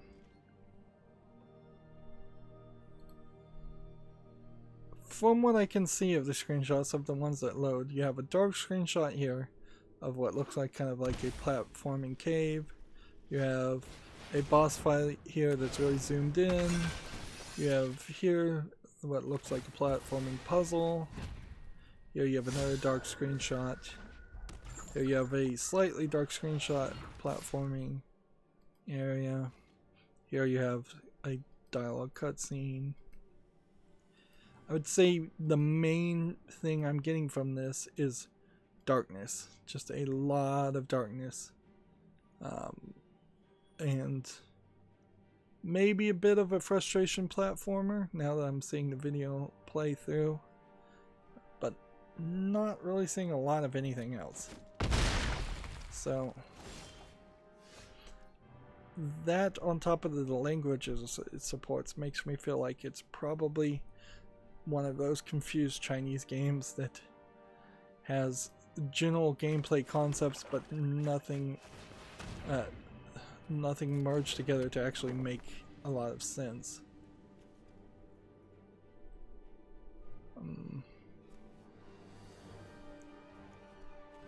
Guess I'll go ahead and attack with this.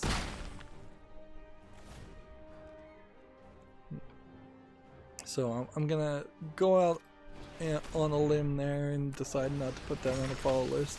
I could be wrong about that. Seriously? Is this guy gonna really find a way to defeat me?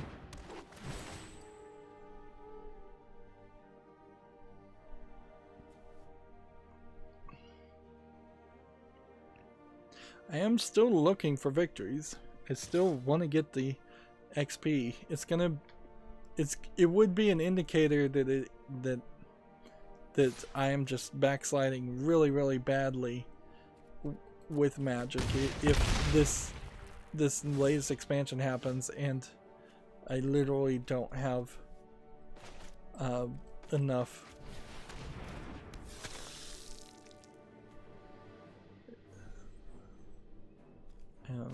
Yeah, I don't have enough experience to even get the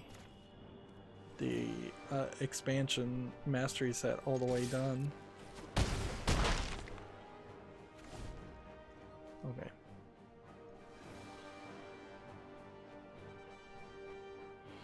I'm hoping that this guy will do something to kill one of these guys.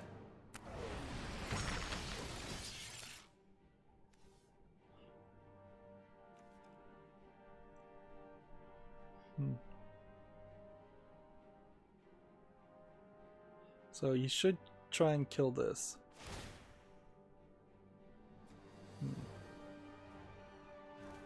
See, whenever this mutates, you may return target creature to owner's hands. Oh, darn it! And then exile it. This card is insane.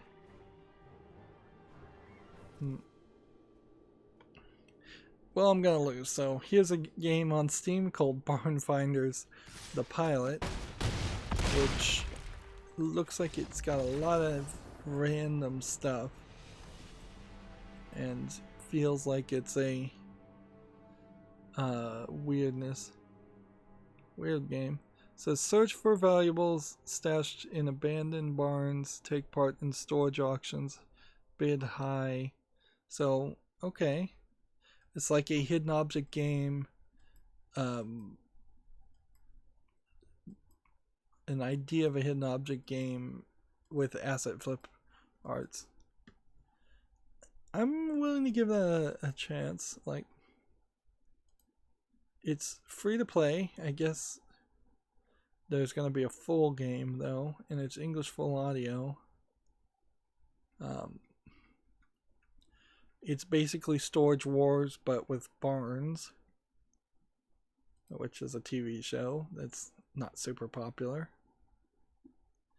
Well, this is, I guess since this is a free demo of it, I won't bother to put it on a follow list, but the general concept, it might be slightly interesting. I have wanted to see if there was a way to make a hidden object game that actually played well in a 3D realm. This idea does that in an interesting way. So we'll keep an eye out for Barn Finders when it really comes out, if it really comes out.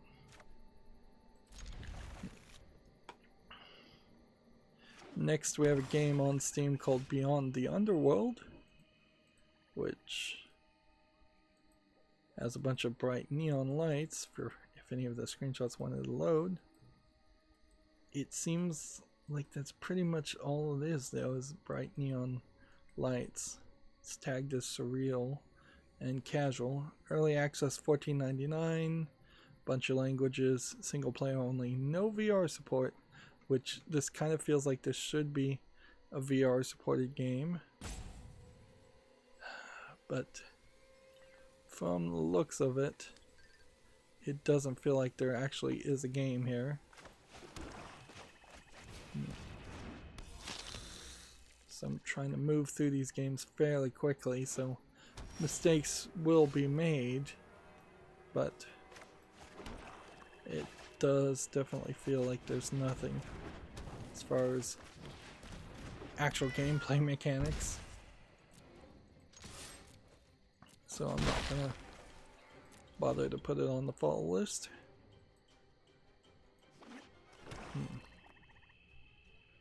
TechRaptor has a review for the game Cloudpunk, which I think was kind of like a flying game for a flying taxi, and kind of like a crazy taxi with a flying car, and not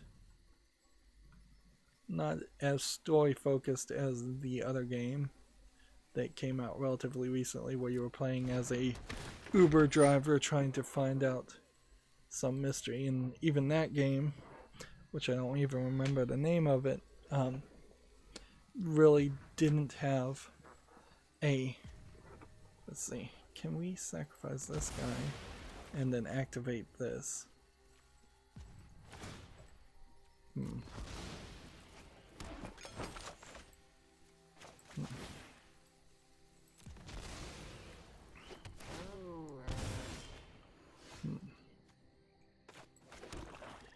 that on the field. Put that on the field. Go ahead and attack. As for Cloudpunk, though, they gave it a 5.0. Although the city of Nivalis is beautiful and feels super cyberpunk, every other aspect of Cloudpunk falls flat. The gameplay is unexciting and the voice acting is too bad for its own good. Cons are terrible voice acting, dull driving mechanics, tedious walking sections, overly long dialogue sequences. Pros are beautiful art design and the story has some interesting aspects. So a 5.0 is a pretty awful review. Next we have on Steam Gears Tactics, which is interesting because it also is only on Steam first. It's not on Xbox. It takes place in the Gears of War universe, or the Gears universe as they're now referring to it, before, I think, the first Locust invasion. And it's kind of like an XCOM style game. You can see it's mostly positive, but it's kind of teetering overall at 71%. And from what I've heard, it's fine, not perhaps great. It does feel a lot like Gears of War while you're still playing an XCOM strategy tactical game, which is a major achievement in itself. It's kind of a late game, I would say, considering how Gears 5 has come and gone and people have kind of forgotten about it. It feels like Gears Tactics should have come out 6 months before Gears 5, or maybe a year from now after Gears 5 had happened and people were in a high chance of forgetting about it. Because, yeah, right now there isn't a big chance that people would have forgotten about Gears 5. And again, Gears 5 was, from what I recall, okay, but not great.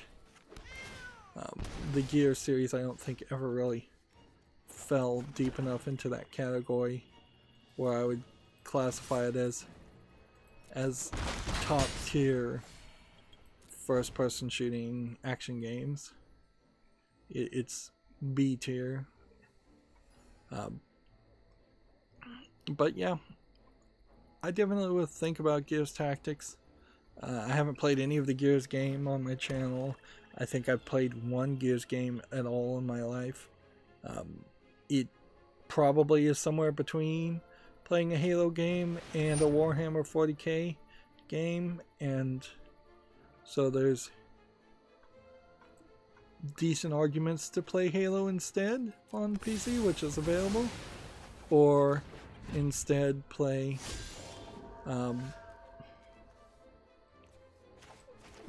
the Warhammer 40k games that are good. It is, I guess, also worth mentioning that Gears Tactics might very well be the biggest thing to happen for a while. It could very well be the biggest, close to a AAA game to come out in the next month or two, as things are just getting more and more delayed.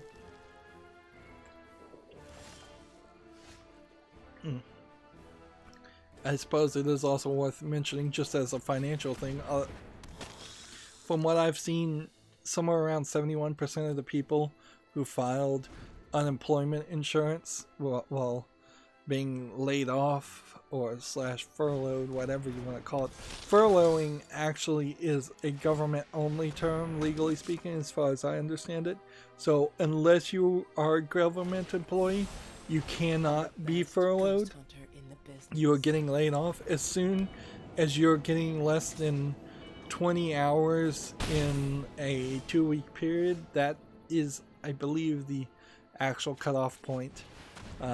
So even if you were getting an hour or two here, that is a cutoff point in which you can claim that you're unemployed. And frankly, a lot of people are better off, whether they like it or not, to just realize and admit that they were laid off and file for unemployment than sticking around with a company that can't promise you enough hours to actually feed yourself off of. Companies love to do the mushy middle thing where you're just barely getting enough to survive off of, but you're never actually getting enough to be successful in life. From Walmart, McDonald's, great examples of that.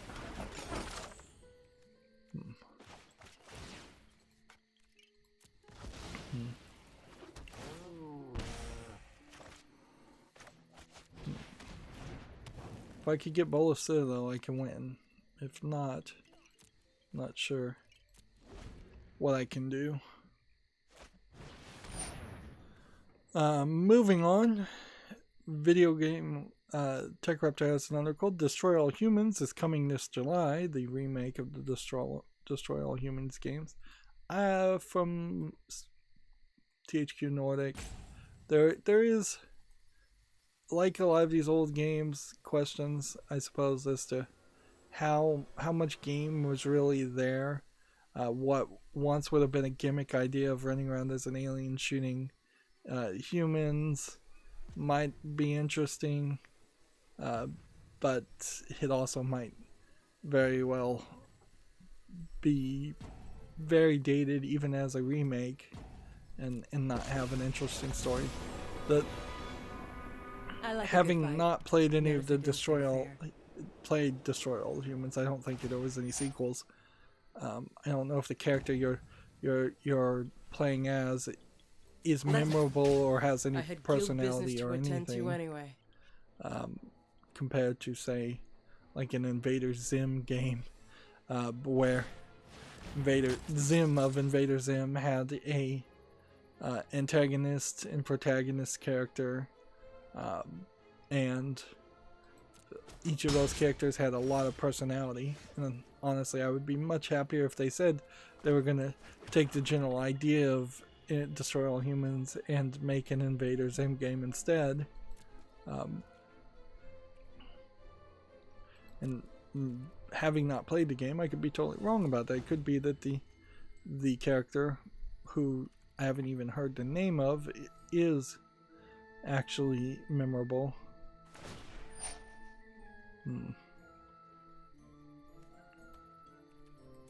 Well done. Look to see me. There is a slight problem with even the name and the timing with the name.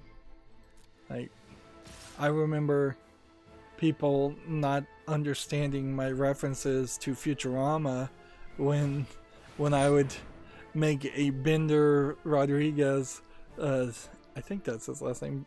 I'd make a Bender joke regardless, of where Bender says destroy all humans, and people, I remember somebody looking at me funny and going, you do realize you're human too? And I'm like, you just haven't seen Futurama, obviously, to get the joke. And like, but then again, there's probably a long list of people in everybody's life that don't get jokes. Like, some people either don't get the references, which is fair enough, or have no sense of humor, or just trying to be sticks in the mud. But yeah, I could definitely see some pearl clutching parents going, this game is called Destroy All Humans. It's promoting mass genocide or something like that. But I doubt we'll see any controversy there. Really, not any real big controversy. Speaking of controversies, there was a massive shooting that took place in Canada a few days ago, a week ago or so. And I don't know the whole story, but it seems like the guy was dressed up and had a car that made him look like a Canadian police officer, and that allowed him to go through like 3 cities shooting people he knew, then eventually just shooting random people at convenience. And like, what was made about this as an interesting side note is that a lot of these spree killings, which this would be a spree killing, because it all happened in a relatively short time with no break compared to a serial killer's actions. Almost all spree killings in the past 10 years or so have been heavily attempted through mainstream news to blame video games. I'm gonna make myself This scarce. guy had no connection to video games. He, I think, was in his mid-50s. There's like, he's no video games for his age is very reasonable. As the years go down, even people in their 50s will have played video games at some point, so that propaganda narrative will probably only become more often, although everybody just rolls their eyes pretty much every time it is blamed. It is attempt to be the scapegoat. I can't. It'll be interesting to see how they start trying to blame Netflix and streaming media for these spree killings. But there was an interesting side argument there, is because the reporters, mostly Canadian reporters, couldn't blame video games, they started to blame the police themselves as just not being good at their jobs, which, I mean, you're making a stretched complaint there. If you could back it up with many other instances of Canadian police not being good at their jobs, then I'd believe it a lot more. But honestly, it felt very, the complaint felt very dishonest, like not coming from an honest, real opinion. At a certain point, complaining about the police not being good at their job, stopping somebody, is just becoming a cry for more Big Brother activity. And if you see in like the UK, there's massive amount of Big Brother surveillance. You see in China, there's massive amounts of Big Brother style surveillance, and it still does not stop spree killers in particular, because nothing's really going to stop them. I mean, what can you do? Have GPS installed in every single knife and weapon and gun available, and you could try that, I suppose, but that still probably wouldn't stop too many people.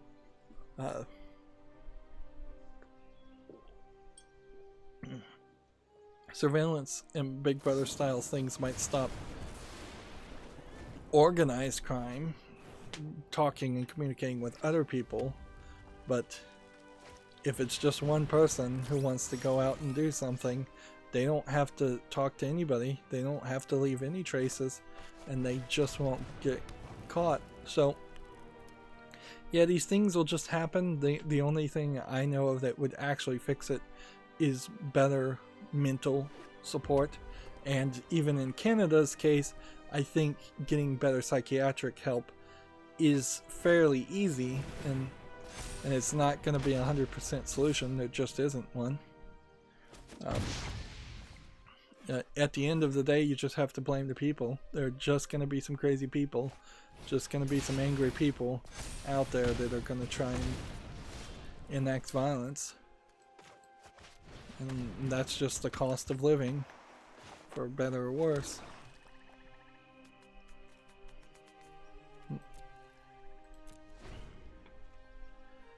Moving on, back to video games, we have a game called Kill It With Fire Ignition, which is a spider killing simulator with massive overkill weapons. Honestly, if you're that afraid of spiders, why don't you have bug spray? But I guess that's the joke here. Generally, though, this is pretty much just an asset flip game with some hide and seek elements, where it seems like the spider hides and then it runs away and then you have to try and kill it, or there's multiple spiders and you destroy the building in the effort. It's free, so I guess the price is right. English full audio, although it does seem like it is also just a demo, and we're dangerously getting to the point where Valve should probably not allow demos at all.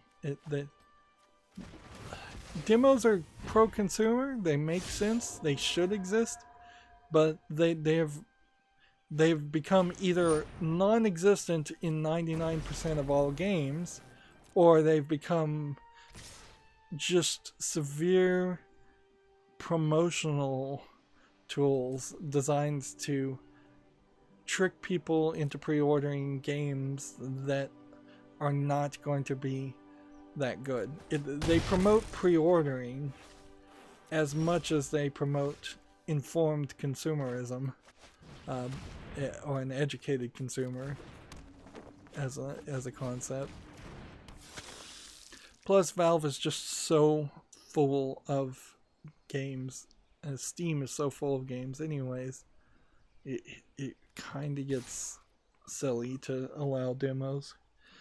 The better solution here is, with the 2-hour refund policy, every game is effectively a demo already. You can buy a game, if you don't like it, refund it with no questions asked. You don't think you can do that a lot, but you could probably do it fair enough for a fair number of times. Like, I have like 3,000 games. If I went back and refunded 100 of them, I imagine Valve would not really care.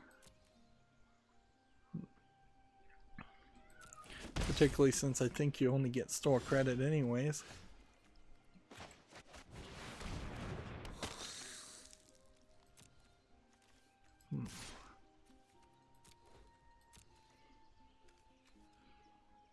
Need to just get more mana on the field. I have 2 Bola Citadels. I'm ready to win there.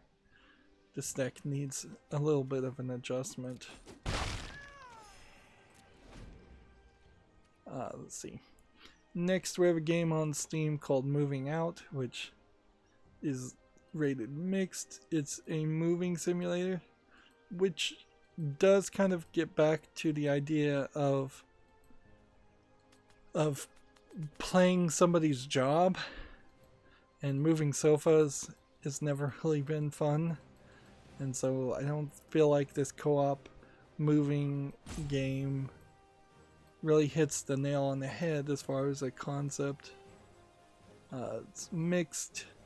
$24.99 is a little too expensive. Single player, single split screen co-op. English and a bunch of other languages. Yeah, it doesn't look like an interesting game.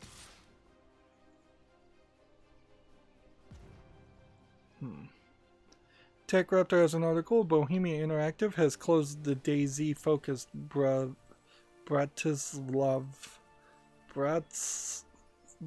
studio.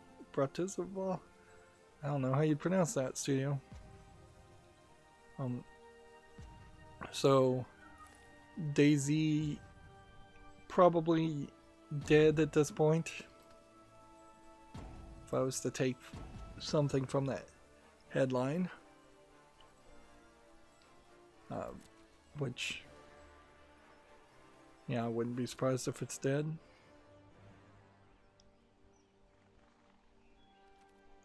Gamatsu has an article. Ion Fury for the PS4, Xbox One, and Switch launches May 14. I thought this game was already out.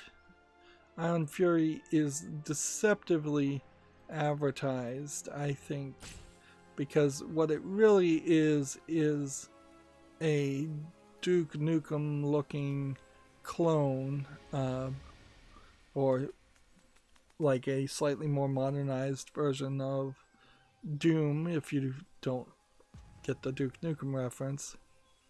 And the graphics just don't look good.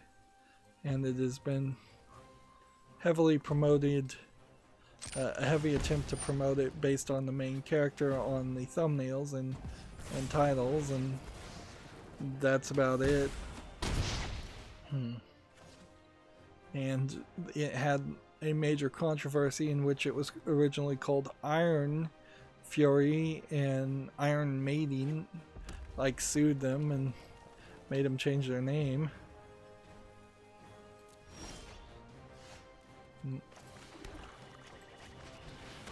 To Ion Fury.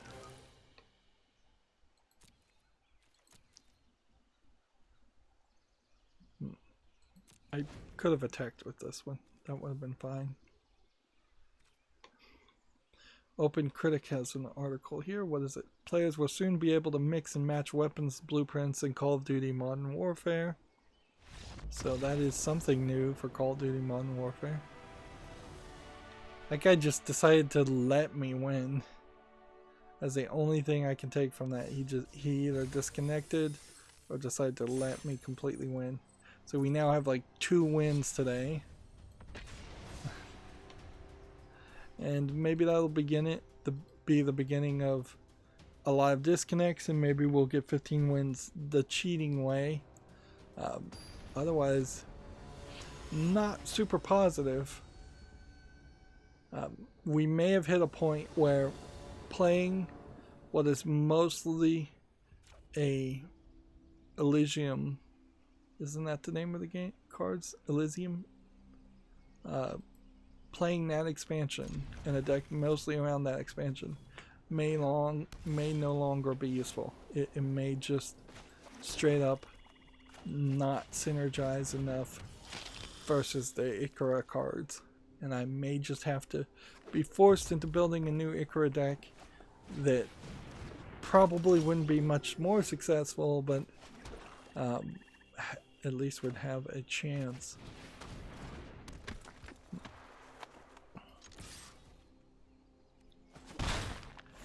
Next we have a game on Steam called Purple Saturn Day, which looks like an old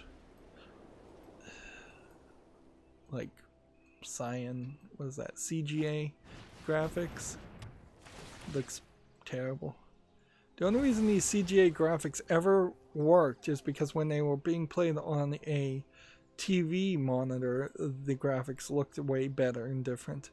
They look awful on computer monitors. And the game looks terrible. It's $3.34, English only. Nothing there that would attract me.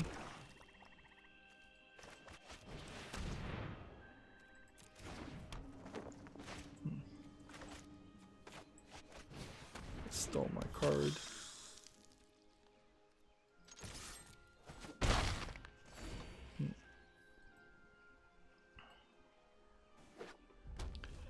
Next we have a game on Steam called Fields of Glory, which looks like it's a military simulator. Looks like one of the NES games that I played when I was a kid, Civil War, or Red versus... No, it wasn't called Red versus Blue, it was called Civil War, or something like that. Yeah, I don't really see anything here though. I'm not really into military simulators and military games. $4.68 discounted, English only. This might interest you if you're into military games. Just not my bag.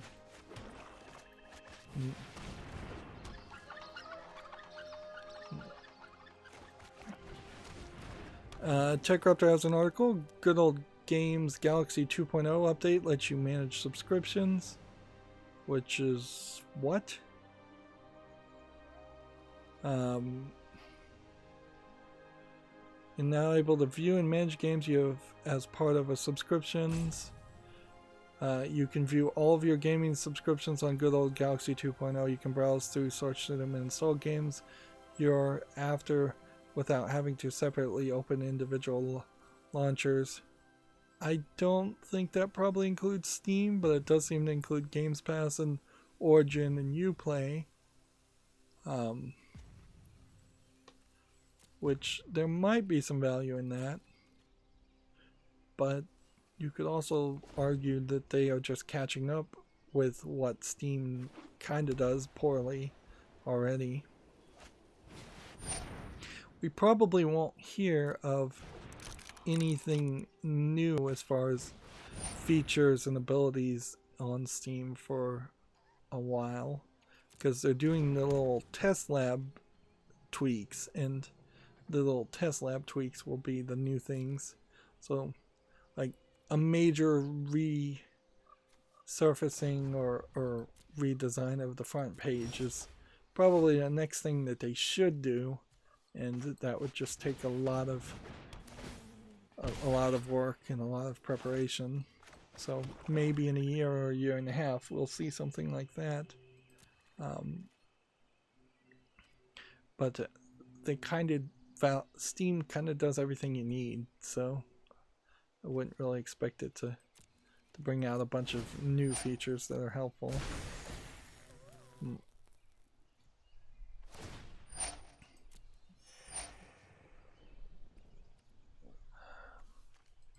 Well, if they're gonna deal 1 damage to this guy, we might as well just sacrifice him anyways.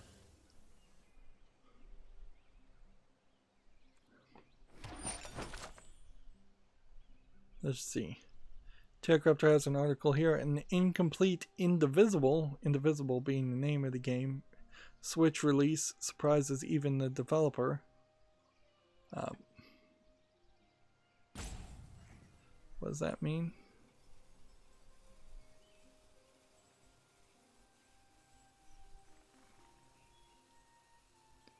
Let's see. The project lead Mike Zalmont's Twitter tweeted, "The thing everyone wanted has happened. Indivisible is now on Switch."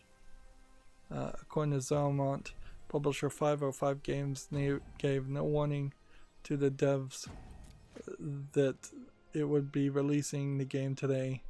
Zalmont says he found out because people on Twitter sent him congratulations. Although, like, is that really a bad thing if your publisher puts out a game and I mean, it's bad communication, I suppose, to have a publisher put out your game quicker or earlier, but it's not a bad thing as long as you're getting paid. Publishers' job are to publish games at the core of them, although a lot of their job is actually just to fund the development of games. And it kind of feels like this is bad communication more than it is nefarious intention, as long as the other part of it is incomplete, is another issue. The build that has been released on the eShop also appears to have been the wrong one. Zalmont says it doesn't have co-op, New Game Plus, or anything else that's already been added to the game. He says 505 Games gave no release date announcement and did no lead-up PR at all. To top it all off, the eShop artwork for Indivisible is showing the wrong image. Well, so either this guy clearly has a beef with his publisher, and his publisher clearly is not doing the right thing to promote the game. So yeah, it seems like there's a mistake being made there, both in the publisher's own, like, opposite of benefit is the word I'm trying to find. Because it's not like the publisher is going to make more profit by releasing an unfinished game. And it would be funny if the publisher came back and said, oh, the reason why it's incomplete on the Switch is because the developer hasn't finished the development and is incapable of finishing the game of the port of this game, which is a hard argument to make, that if the PC version is already done, to say that the porting is not capable of being done.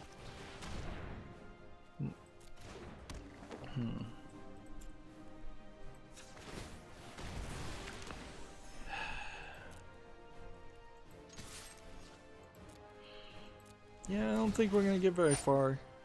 So let's start to really try and burn through this news. Deadly Premonition 2, A Blessing in Disguise, launches July 10th.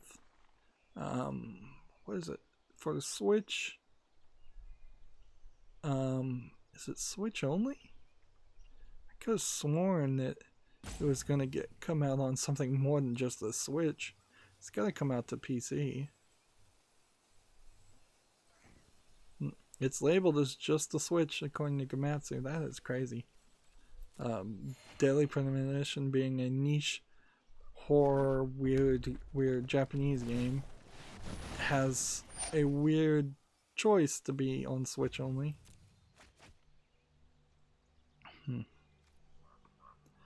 Next, Gamatsu has an article. Made of Skur launches in June for the PS4, Xbox One, PC, and October for the Switch. Is a Welsh lullaby trailer has been released. And Skur probably is a Welsh word if I was to guess. This looks like it's an interesting horror game of some sort. There's an actual enemies that we're seeing. Seems like we are hiding from people. Like, it doesn't feel like it's just a horror walkthrough. A low effort horror game, asset flip game. So that's something I think to keep an eye on.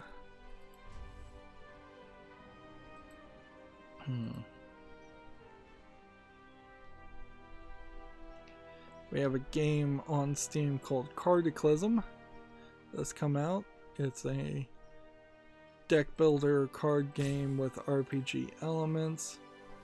There might be something here if you combine the idea of like Diablo with card games. So I'll put it on the follow list because I'm a sucker for that. It's early access and it's not out yet at all. But I think it is being published by Head Up, which is a somewhat known publisher.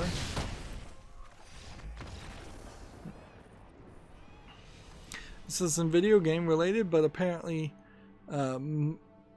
Endeavor Content and Motive Pictures are going to adapt Terry Pratchett's Discworld novels to TV. So that is a hard challenge for sure because of how fantastical those stories are from what I have seen of them, which isn't much. So it would be interesting, certainly. There probably are dozens, if not hundreds, of novel series, book series that could be converted to TV shows or movies or Netflix series and improved upon. On the other hand, like the Lock and Key series took 10 years to finally get made into a Netflix series, and when it came out, it was alright, but it wasn't really great. It was in no way did it look like the Lock and Key comic books, and yeah, from what I hear from fans of the comic books, it didn't feel like it or wasn't that interesting. So there are positives and negatives to trying to convert one media in the form of a book into another media in the form of a TV, even if that will get more eyes on the content. Unlike the manga light novel to anime transitions, where that seems to work fairly well. Like there's a few instances where animes have been based off of mangas that were really good, and then the animes are terrible, but usually they're fairly consistently good. I would say like the original Boogie Pop Phantom series is just a total spin-off and a total diversion of what the Boogie Pop Phantom light novels were, and they eventually did go back and remake it.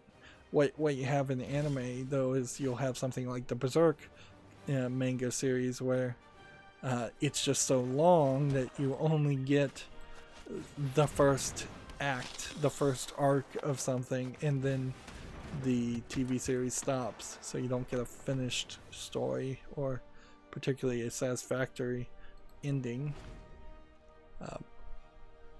And there's a lot of go read the manga, go read the book in anime that doesn't happen in most other conversions of the of book to TV or book to movie forms. I don't know if there's been a lot of examples of people doing like a Lord of the Rings thing where they take something like The Hobbit and stretched it out into 3 movies when The Hobbit was way too short to do that.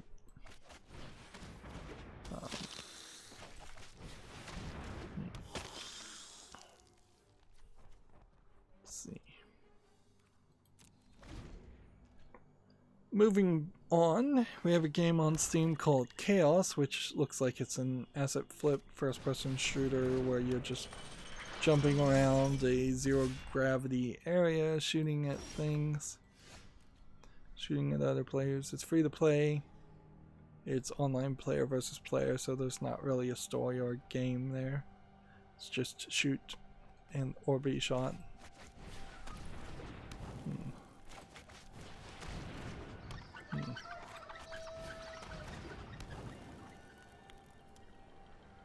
Let's see.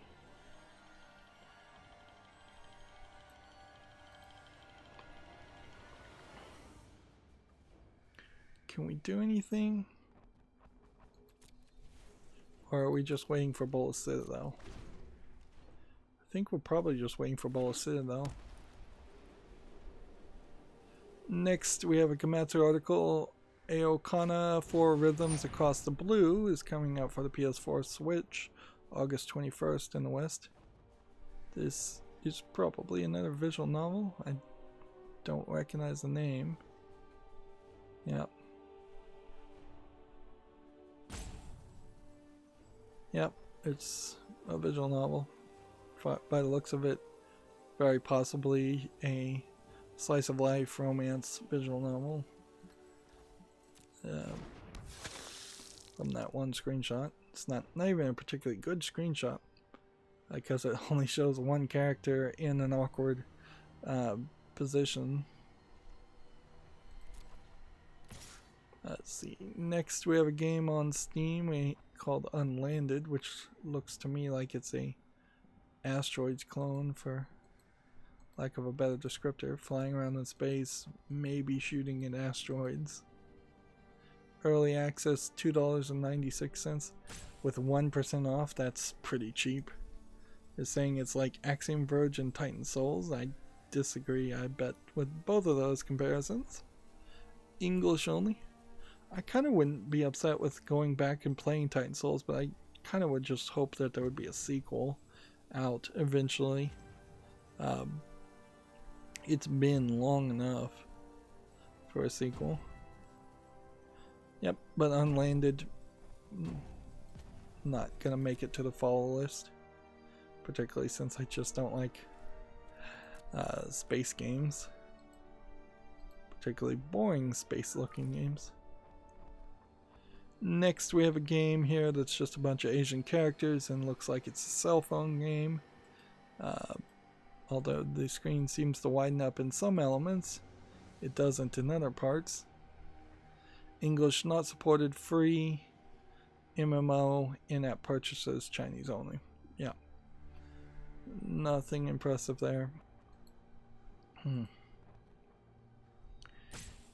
We are in a weird position, or Valve is in a weird position, where they need to decide whether they want to allow cell phone games to be ported to PC and sold on their platform and be treated the same way as a AAA game that is on their platform, or whether they want to make a subcategory to kind of de-emphasize cell phone games that have been ported to PC, or they need to make a tag to make it obvious that it's a cell phone game that's been ported to PC, or whether they want to have their cell phone app give the cell phone version of those games away for free if you buy them on the Steam storefront. That's ideally, I think, what they should do, is just keep it in-house so that people start buying relatively good games on Steam, getting cell phone versions of those games that are still better than what you would just find randomly on Google Play or the iOS store, if they can actually sideload apps via iOS. That would be nice. That would put them in a new field and expand the competition in those fields. In a similar way, I imagine Steam would be very happy if you could put Steam games on an Xbox or a PlayStation and compete that way. I would very much be willing to consider buying an Xbox or PlayStation if I could play Steam games on it. And that's what the Steam Link concept was trying to do, while not really succeeding. And they probably should just somewhat double down on the Steam Link idea as an app or as a individual product.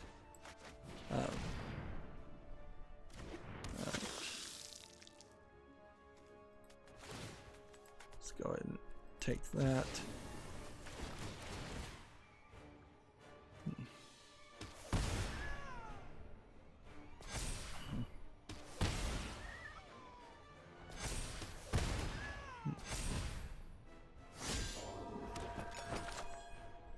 And let's go ahead and take that.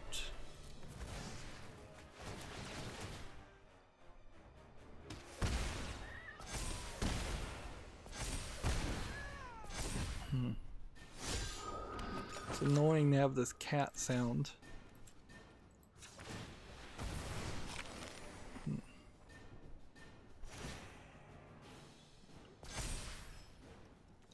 There we go. Attack. Take your pick, game. Block or don't block.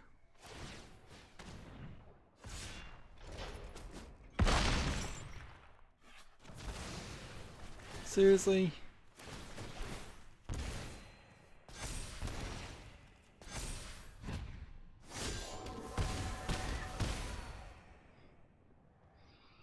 Alright, this sucks, but I think we can kind of win anyways. He's trying to play Bola Citadel. I'm trying to play Bola Citadel. We'll see what happens. Next we have a game on Steam called Dowdy, which looks like it might be a Chinese horror game. I'm not sure that there actually is a game here so much though, other than just walking around. Realistic puzzle simulator with photorealism, it says. $5.99 English and French. Oh, interestingly, not Chinese. Alright. Well, if it's not Chinese, then I'll have to be biased and put it on the follow list. Is that really what I want to say? I think I probably am still going to reject this game. But maybe not. Yeah, I'm going to reject this game. It isn't just because they're Chinese. Is the joke I'm trying to make there.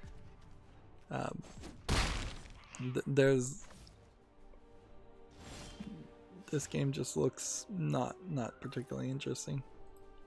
So I'm gonna skip that. Look at that. I could have expected that to happen. Alright. There you go, block all of that for me.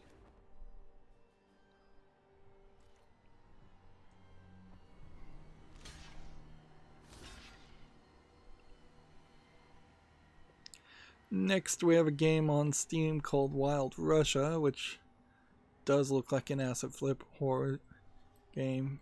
it just looks crazy. Looks crazy asset flippy. $15.99 discounted. English, Chinese, Russian. I would assume this is a low effort Russian game. Not making it to the fall list, obviously.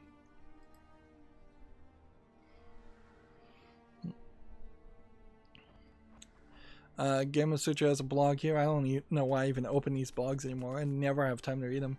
Developing your game's community for maximum pre-release fans. This is just ass backwards thinking. You have 0 fans until your game and product is released.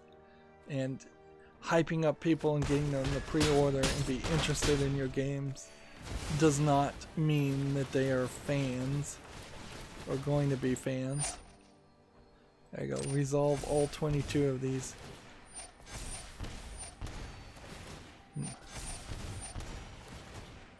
If he somehow did the math and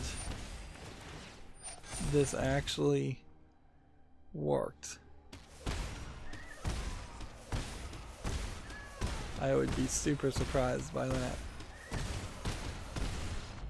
No, I took him out, but there's a lot of stuff going on there.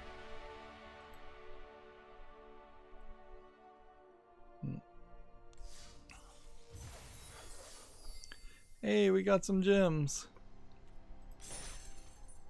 We are 1,600 gems away from being able to purchase the next expansion. Let's see.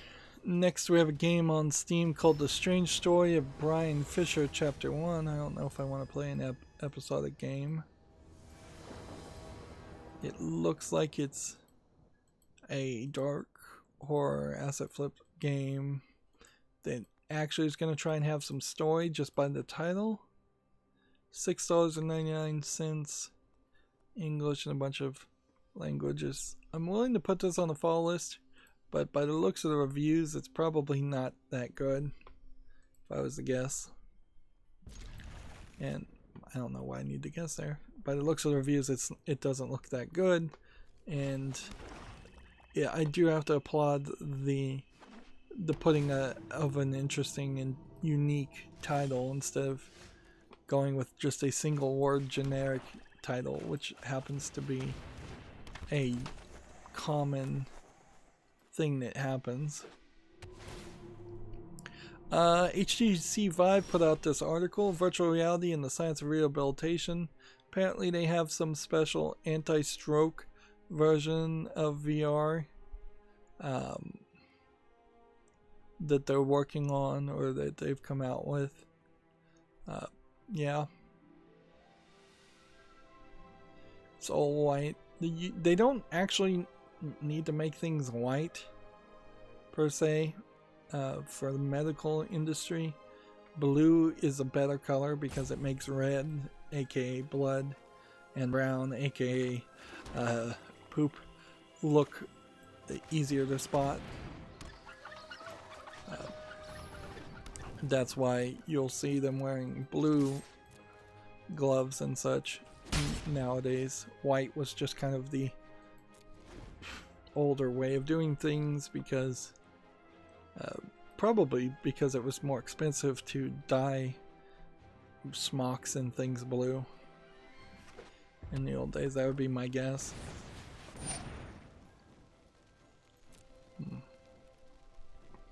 Moving on, Gamatsu has an article. Slice of life adventure game A Space for the Unbound, coming to the PS4, Xbox One, and Switch this winter. Looks very Japanese looking. Not sure if this was gonna come to the West. A story about overcoming anxiety, depression, and the relationship between a boy and a girl with supernatural powers. That seems like a lot to tell in a slightly pixely graphic looking game.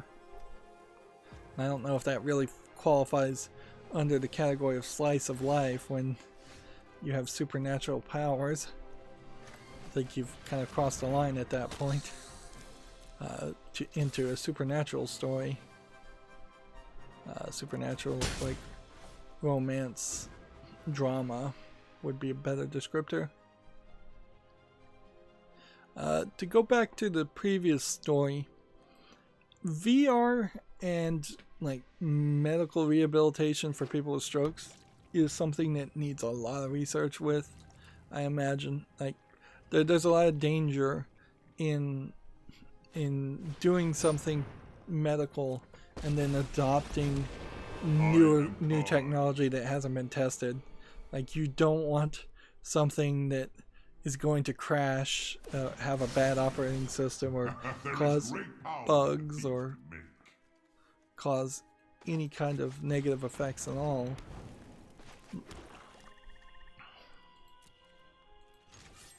So, yeah, and I'm not sure if VR really is going to help stroke people particularly better than anything else, but maybe it will.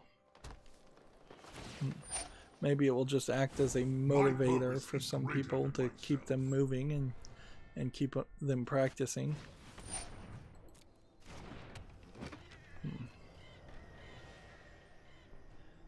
Let's see. TechRaptor has this article. I'm just going to skip over it, though. The best and worst lazy villagers in Animal Crossing New Horizons.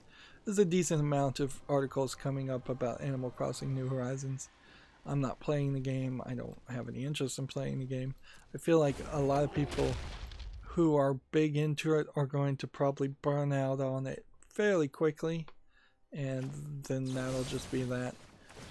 It really is a matter of if there's some other big game that comes out, because if there is no big game that comes out, people will be stuck with playing Animal Crossings pretty much. So that is probably artificially increasing its popularity even now. Let's see.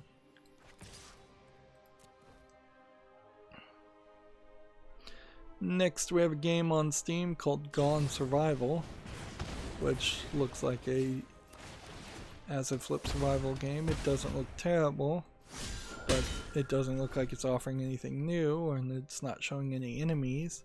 And its heads-up display seems to only have health. It's early access for $5.24 discounted, English only.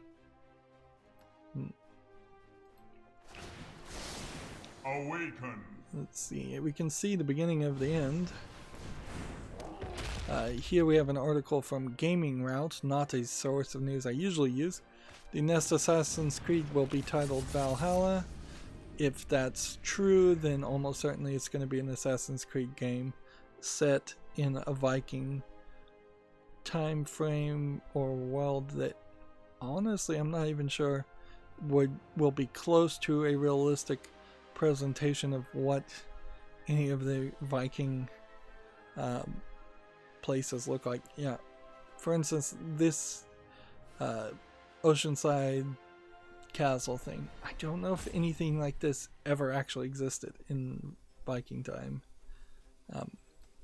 We may be seeing the beginnings of Assassin's Creed as a game series going completely off the rails, which is saying quite a lot because it's been off the rails since like the third game, Assassin's Creed 3. But they may completely drop the idea of these games being set in a realistic modern world, and you may literally just be playing the game in Valhalla, in a fictional Viking heaven.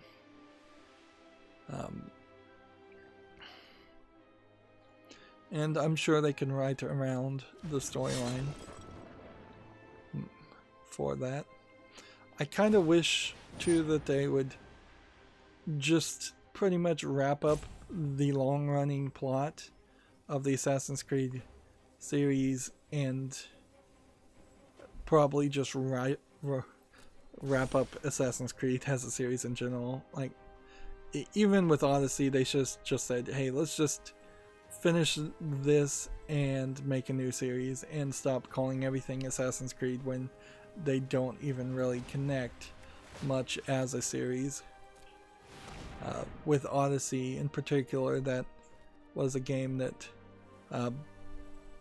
that totally changed it from being an assassin simulator into being just an RPG game.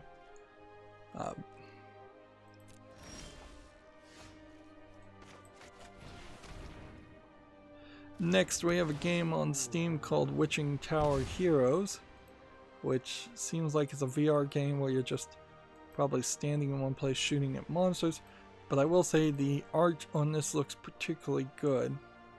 Early access, $7.99 is not too expensive for a VR game, English only.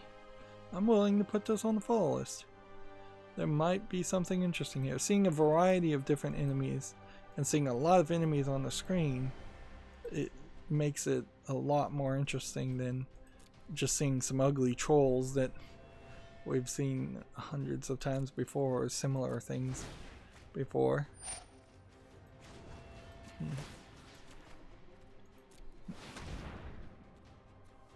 See.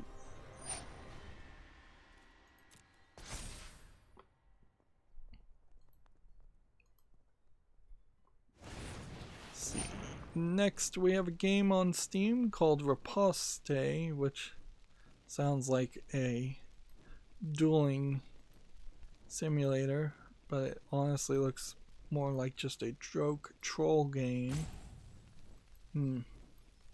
I still don't think that dueling and swordplay has ever been programmed well, and For Honor tried for years and still seems to have failed at doing it. Riposte is discounted for $10.04, and it's English only. It seems like you're just controlling disembodied hands and swords in groups if you're playing local multiplayer. So yeah, nothing interesting there.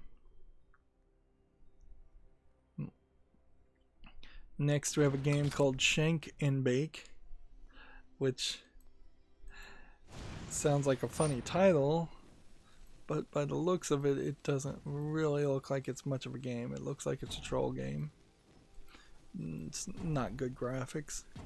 $4.49 discounted, English only.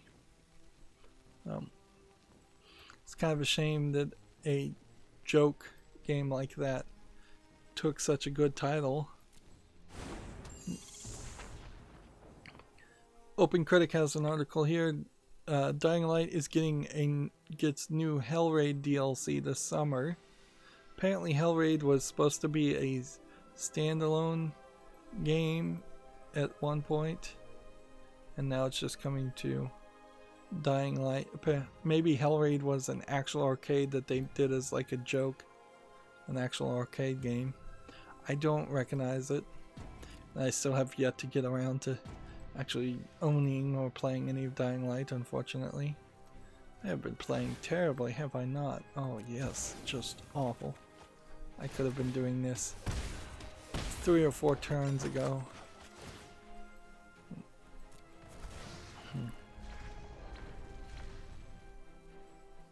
Ooh, what does this do? Darn it. He had me stuck. I was outplayed by the Gravedigger's Cage.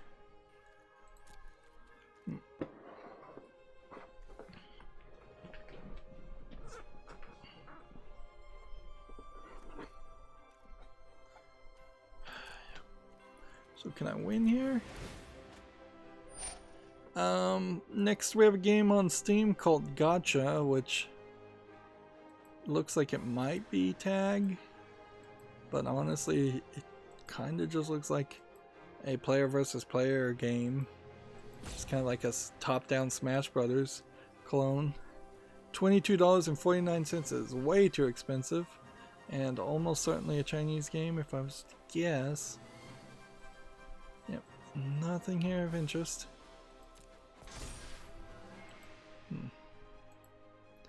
And then TechRaptor has more information. Hellraid is alive, but it's now Dying Light DLC. Let's see. Hellraid, their long-delayed title that is seemingly dead now. Okay.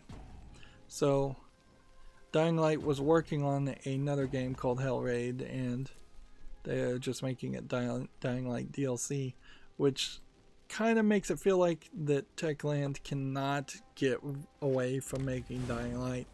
And they've been very successful around that, but it probably is a little frustrating and disheartening to have every single thing you're doing be built around this one game. It's even worth it to block.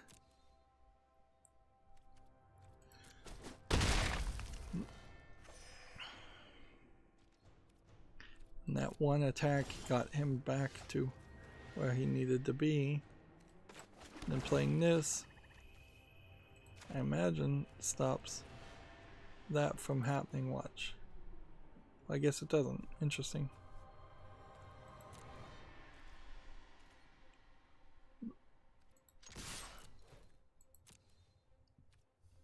Shouldn't have attacked with this one. Can't activate it. Apparently. Why is this one? This one is stopping this from activating. Interesting.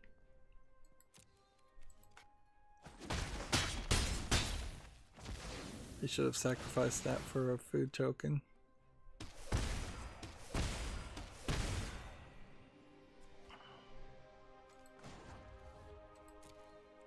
He's got me wrecked, even though I'm winning right now. He's got me really wrecked. Let's see if I did this. If I could get his health down a little bit more, I could do 2 damage here and then 1 damage there.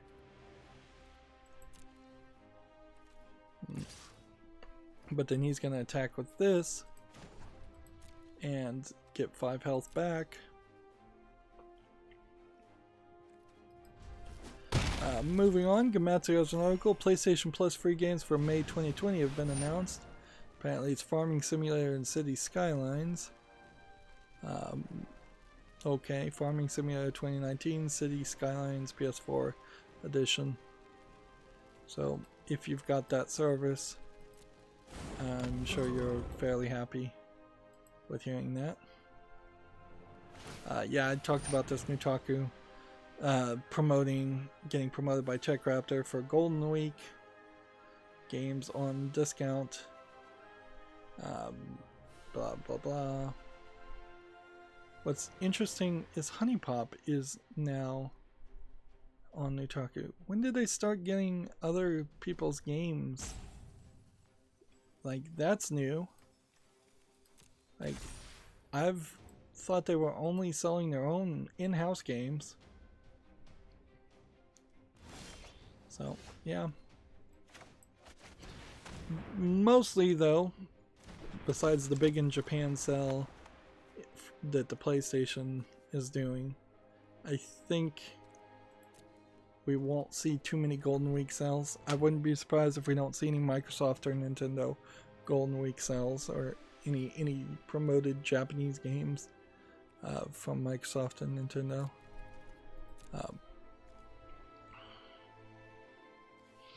So this is gonna wreck me. This is gonna wreck me. This is gonna wreck me.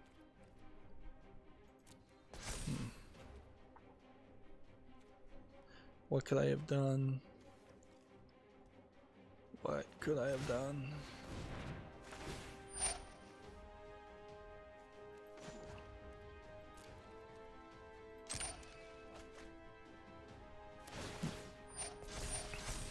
Next, we have a game on Steam called Red Mist that looks like it's a card-based, although a card-based game that they're saying is like a roguelike. I don't know how you'd actually play this. Visually, it's not really well polished. I kind of want to learn how you would play a game like this. It's early access, $9.99, single player only, English, Chinese, Japanese. I wouldn't be surprised if it is some weird Chinese game that doesn't make any sense at all. The cards that you're playing seem to be all attack cards down at the bottom against monster cards at the top, which I think kind of ruins the idea of a card game and makes it particularly boring. And so for that reason, I'm going to just be fairly arbitrary and choose not to go any further with that. Let's see.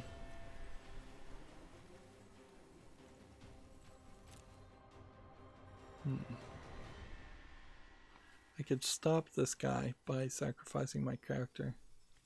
By the way, I could do that if I want to, but I want this guy dead.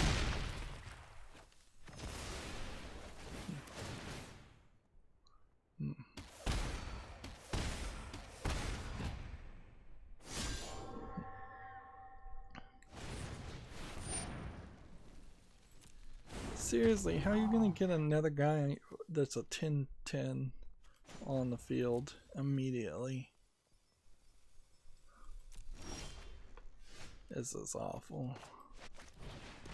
Just a terrible experience. Bull Citadel wouldn't help me. I probably should just give up and concede. There you go, we'll just attack. TechRaptor has an article here. Dead by Daylight reveals Tome 3 Escalation. Which, if you're still playing Dead by Daylight, I'm sure that'll interest you.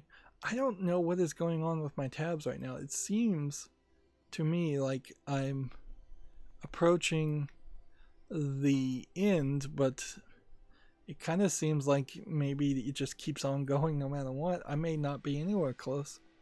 Maybe Chrome just doesn't show the tabs the way it used to.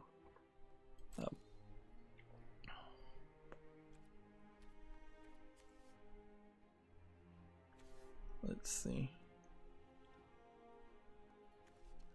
Can we trigger anything here?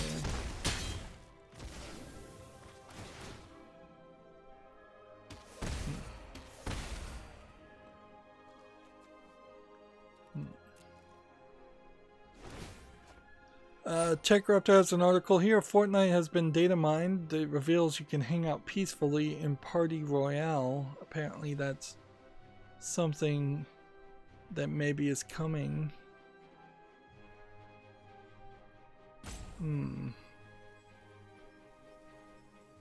So apparently Fortnite is getting like a pacifist peaceful mode in Party Royale. I don't know if that really helps the brand or does anything for Fortnite though. Seems kind of silly. Like the parents that hate Fortnite right now probably hate it because it's just annoying them, not for legitimate complaints about it being too violent or otherwise inappropriate for the kids that are playing it. It is inappropriate for a lot of the kids that are playing it, but that's because the kids are playing games that they're not age they shouldn't be playing, and that's just bad parenting. And I don't feel like many parents are gonna come back and say, well, you can play Fortnite, but you can only play the Party Royale mode of Fortnite.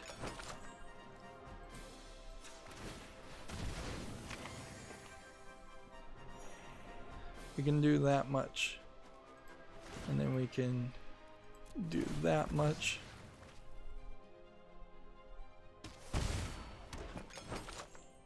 and then we can do that much.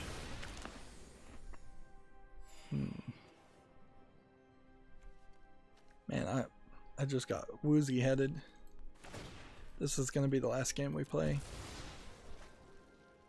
Yep.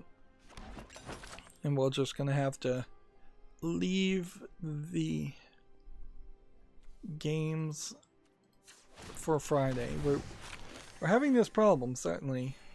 Let's just get through the news. Let's see.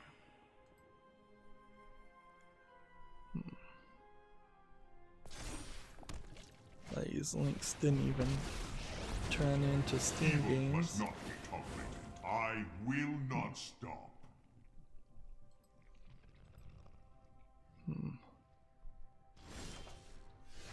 TechRaptor has a review for that game moving out. Let's see what they said real quickly on it. They give it an 8.5. Moving out is a fun experience. It's quite the challenge, making moving enjoyable, but the game delivers on that. Cons are occasionally glitchy gameplay and wonky physics at times. Pros are not a single bad level, fully fleshed out concept, clever quips and jokes, tons of bonus content. Alright, I guess if you feel like moving out is a concept for a game, I feel like this is probably a game that also would work a lot better if you had two people playing compared to just one person playing. I wanted to kind of applaud Monolith Productions. They seem like they're going to consistently update this screenshot every time there's a speed running world record broken. So there's now a new one for Condemned Criminal Origins. And so this is a great way for them to promote really, really old games that they have in a natural and relevant way. It would be nice to see more of that happen by other game developers, although it could get very repetitive and boring fairly quickly. TechRaptor has an article. GameSpot Play for All event brings big presentations this summer. It's like E3 but longer, much longer. It's a multi-week event apparently, in which they're just going to try and GameSpot in particular is going to try and keep people's attention and get them to watch more footage. Why can I not play this?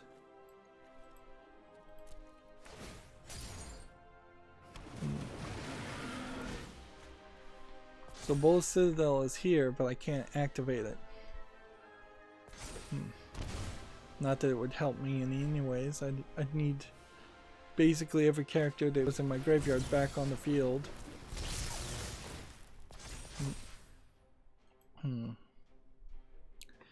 Gamma Sutra has an article here. Stadia Connect brings PUBG to the cloud. Details new first on Stadia timed exclusives. So this was the one thing nobody wanted, was timed exclusives on Stadia.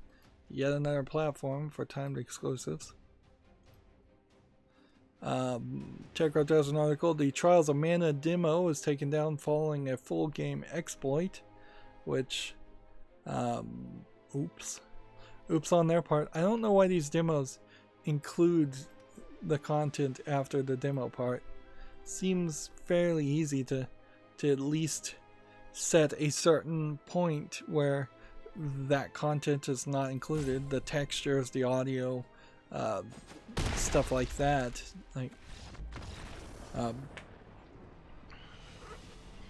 Seems like it's just kind of lazy programming on the programmer's part.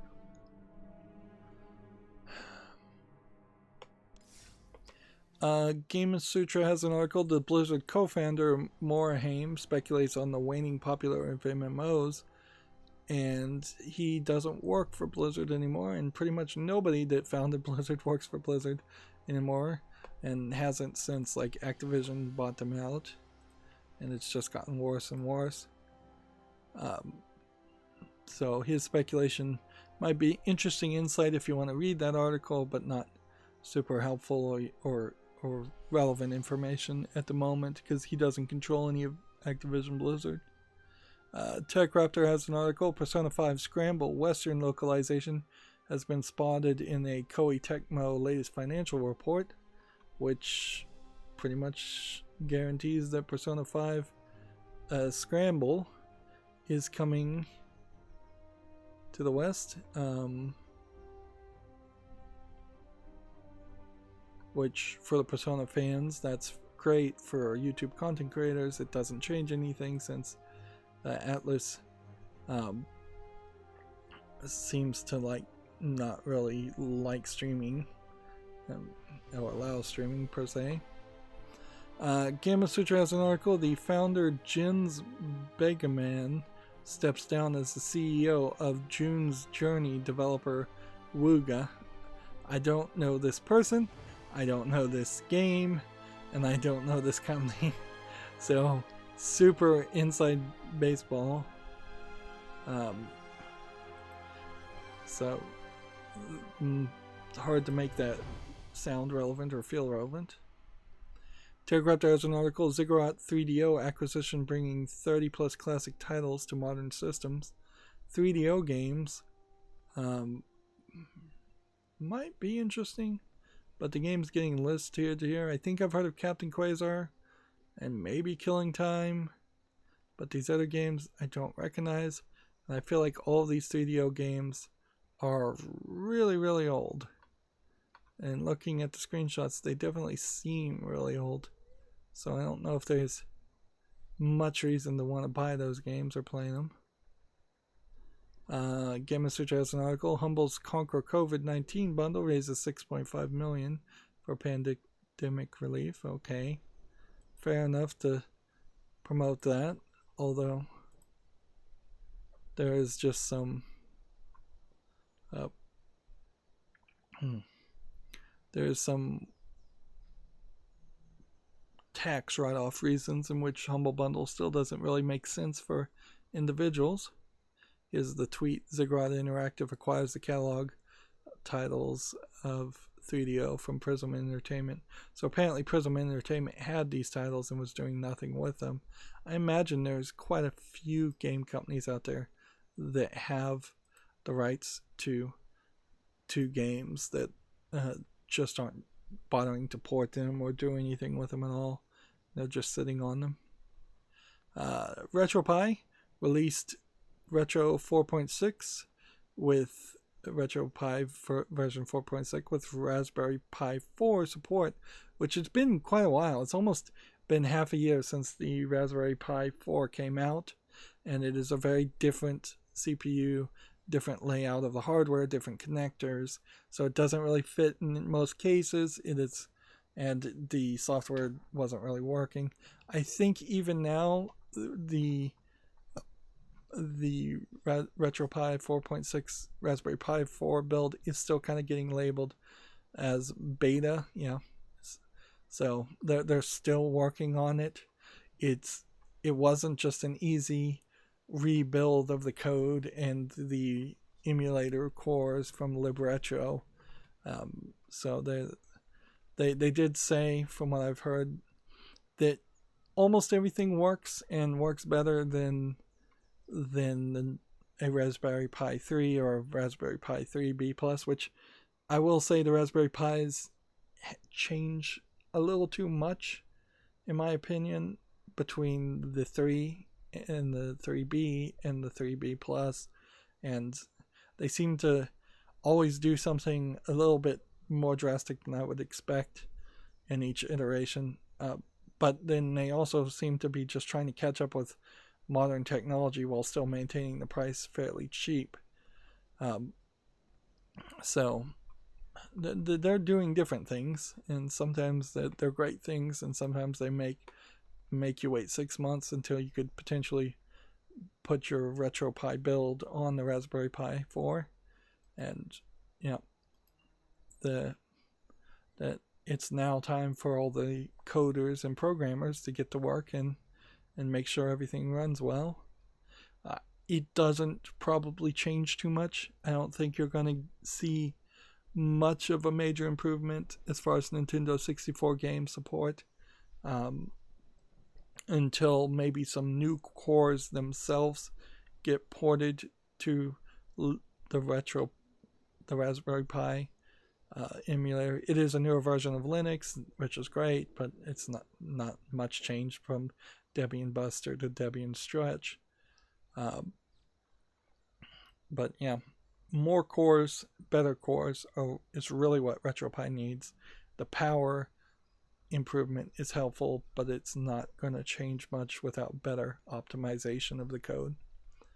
Moving on, Gamma Sutra has a job listing. Infinity Ward is hiring an AI engineer. I've recently found out that Scratch programming language calls the character you control while programming a sprite, when really it's an AI.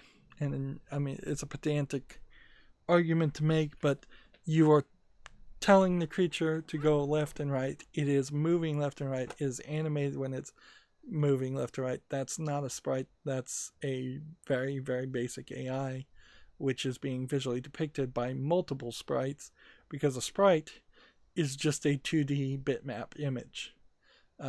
One could make a good argument that a sprite is a 2D bitmap image of an individualized item or person, place, or thing, like the clouds in Super Mario Brothers are sprites, the blocks you break are sprites, but the entire background of the skybox in the background, maybe you wouldn't call that a sprite per se, because that is just not an individual thing.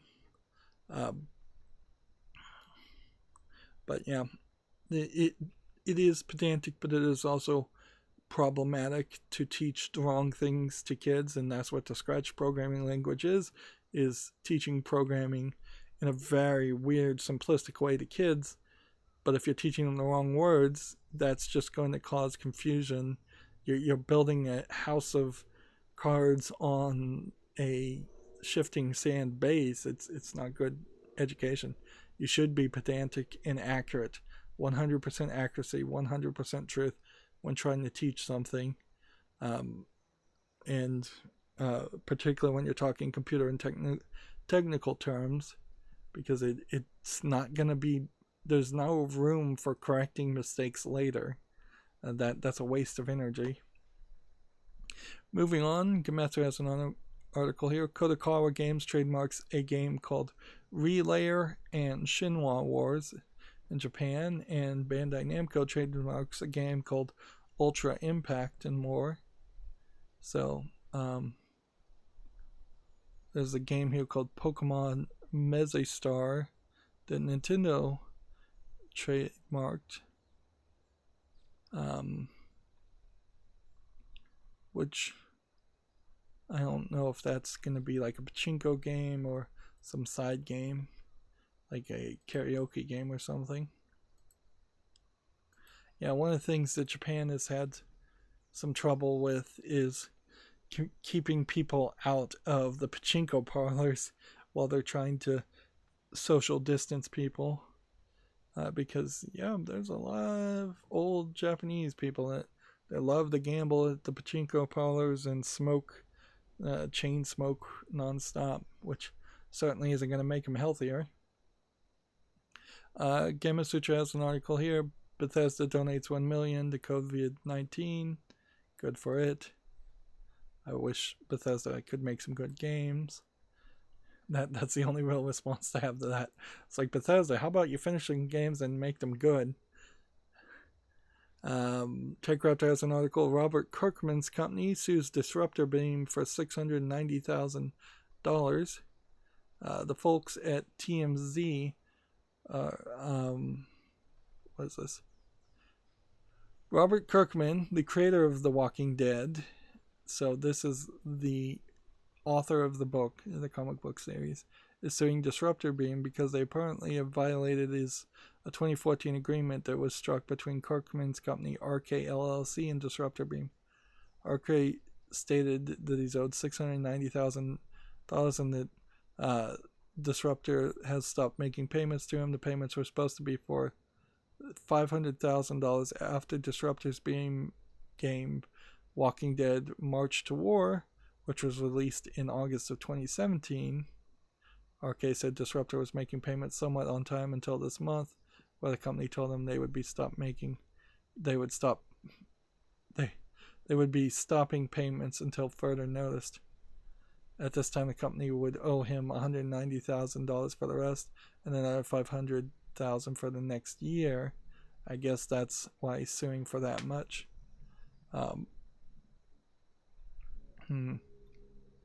So this is almost certainly a case, and there's some editorialization here. This is almost certainly a case of Disruptor Beam trying to use COVID-19 to not make their payments. And in all honesty, suing them is the right move, because if they're going to stop paying one person they owe money to, they're going to stop paying everybody that they owe money to, and they're probably going to go bankrupt. And so the lawsuit is the right move. You can try and be the nice guy and say, oh, I get it, COVID-19 is making it difficult for you to make money. They should have had the money, though, already. This is a game that's been out for 2 years.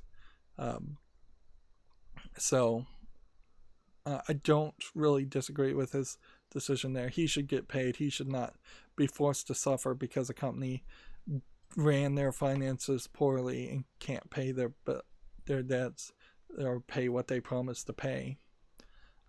And there's going to be a long list of companies out there and businesses out there that are going to try and renegotiate and not pay bills that they should pay, not because they don't have the money, but just because they can use COVID-19 as an excuse. And it's fairly common in a lot of business to just not pay bills. Not to get political, but the Trump Foundation seems to be very heavy into the concept of just not paying people. And then having to be sued, and then offering settlements for like 30% on the dollar of what they're owed. Gamma Sutra has an article here. Author Digital nets $5.5 million to open a new studio called Adept Games. Interesting. Seattle-based company with the investors from Super.com. I've never heard of Super.com. Okay, a new game company. Always interesting. Doesn't really mean a lot. Game companies come and go, but interesting no longer, at least. We have a Gematsu article here for the Switch. Jack Jian has been delayed to December 3rd in Japan, no longer due out on August 5th. You have some kind of light pencil sketching animation here. I'm not sure I really like this art style. This would be fine for a manga, kind of bad for a Switch game. It's apparently a shonen opera simulation game. Is that shonen? Shounen or Shaouen? I don't know if that's how you spell shonen, or if that's a different word. Japanese words being very similar to themselves. Looking at the trailer, you don't get here too much.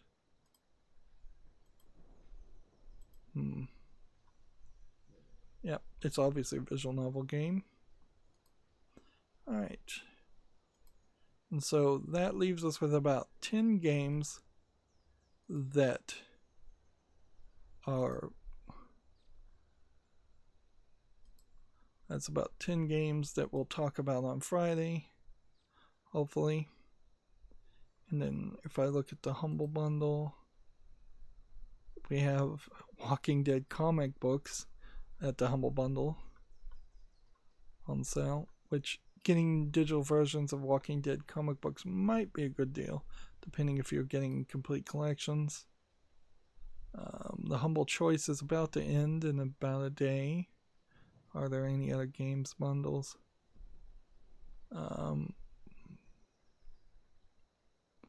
No, nothing new.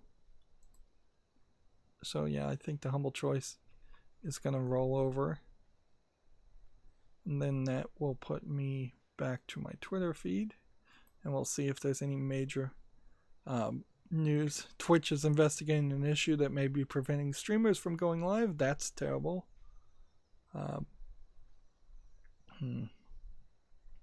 That is really bad. I don't think there's ever been a case where YouTube Live has just been completely down, maybe once or twice, without my internet also being completely down. No, I don't think YouTube has ever been down. It seems like a lot of the Amazon Web Services are going down for maintenance. Is today Patch Tuesday? It may very well be. Dungeon Siege and Deus Ex Good Old Game releases round out DRM free collections. Assassin's Creed Valhalla announced. A trailer is set for April 30th. Let's see. Ninjala Datamine leaks potential solo mode, Sonic themed cosmetics, and more. So there's no solo mode in Ninjala? I thought that would have almost certainly been included. That really changes my opinion on it.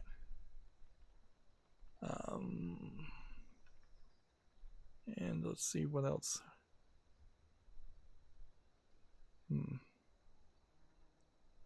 Susan Wojcicki is retweeting people, mostly about COVID-19 stuff. She seems to be retweeting quite a lot of people about it, considering she usually doesn't tweet that much.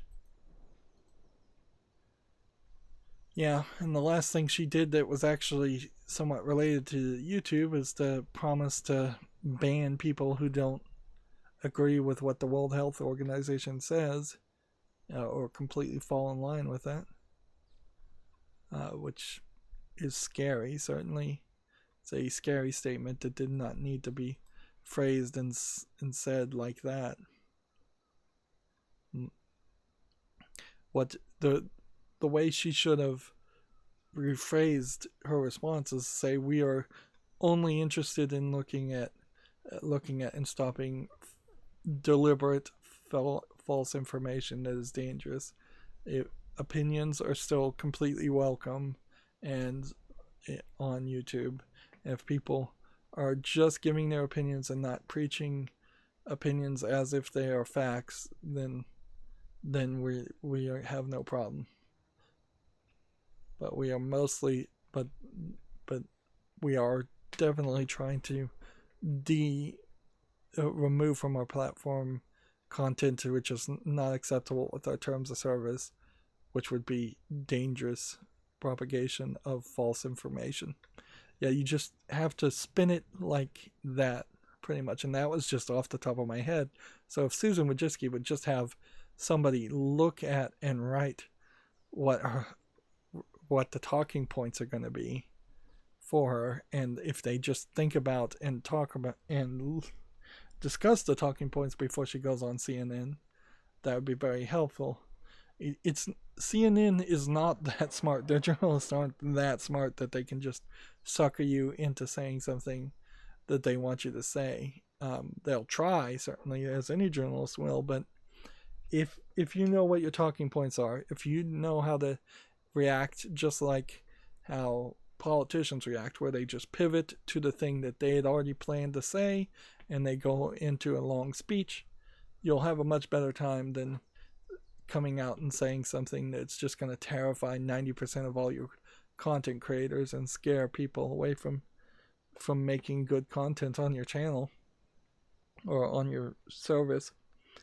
All right, well, we have 3 victories. It's so pathetic. 3 victories plus the 4 victories from Monday is all we've gotten this week. It's getting really, really bad. But that's going to be it for the stream. As always, I ask you to like, share, subscribe, comment, and watch every second of my videos. If you want a friend or follow me on any social media sites, there's a whole bunch of links down below. And if you want to support me further, there's a link to Patreon, or you can friend me on Steam and gift me a game off my wishlist.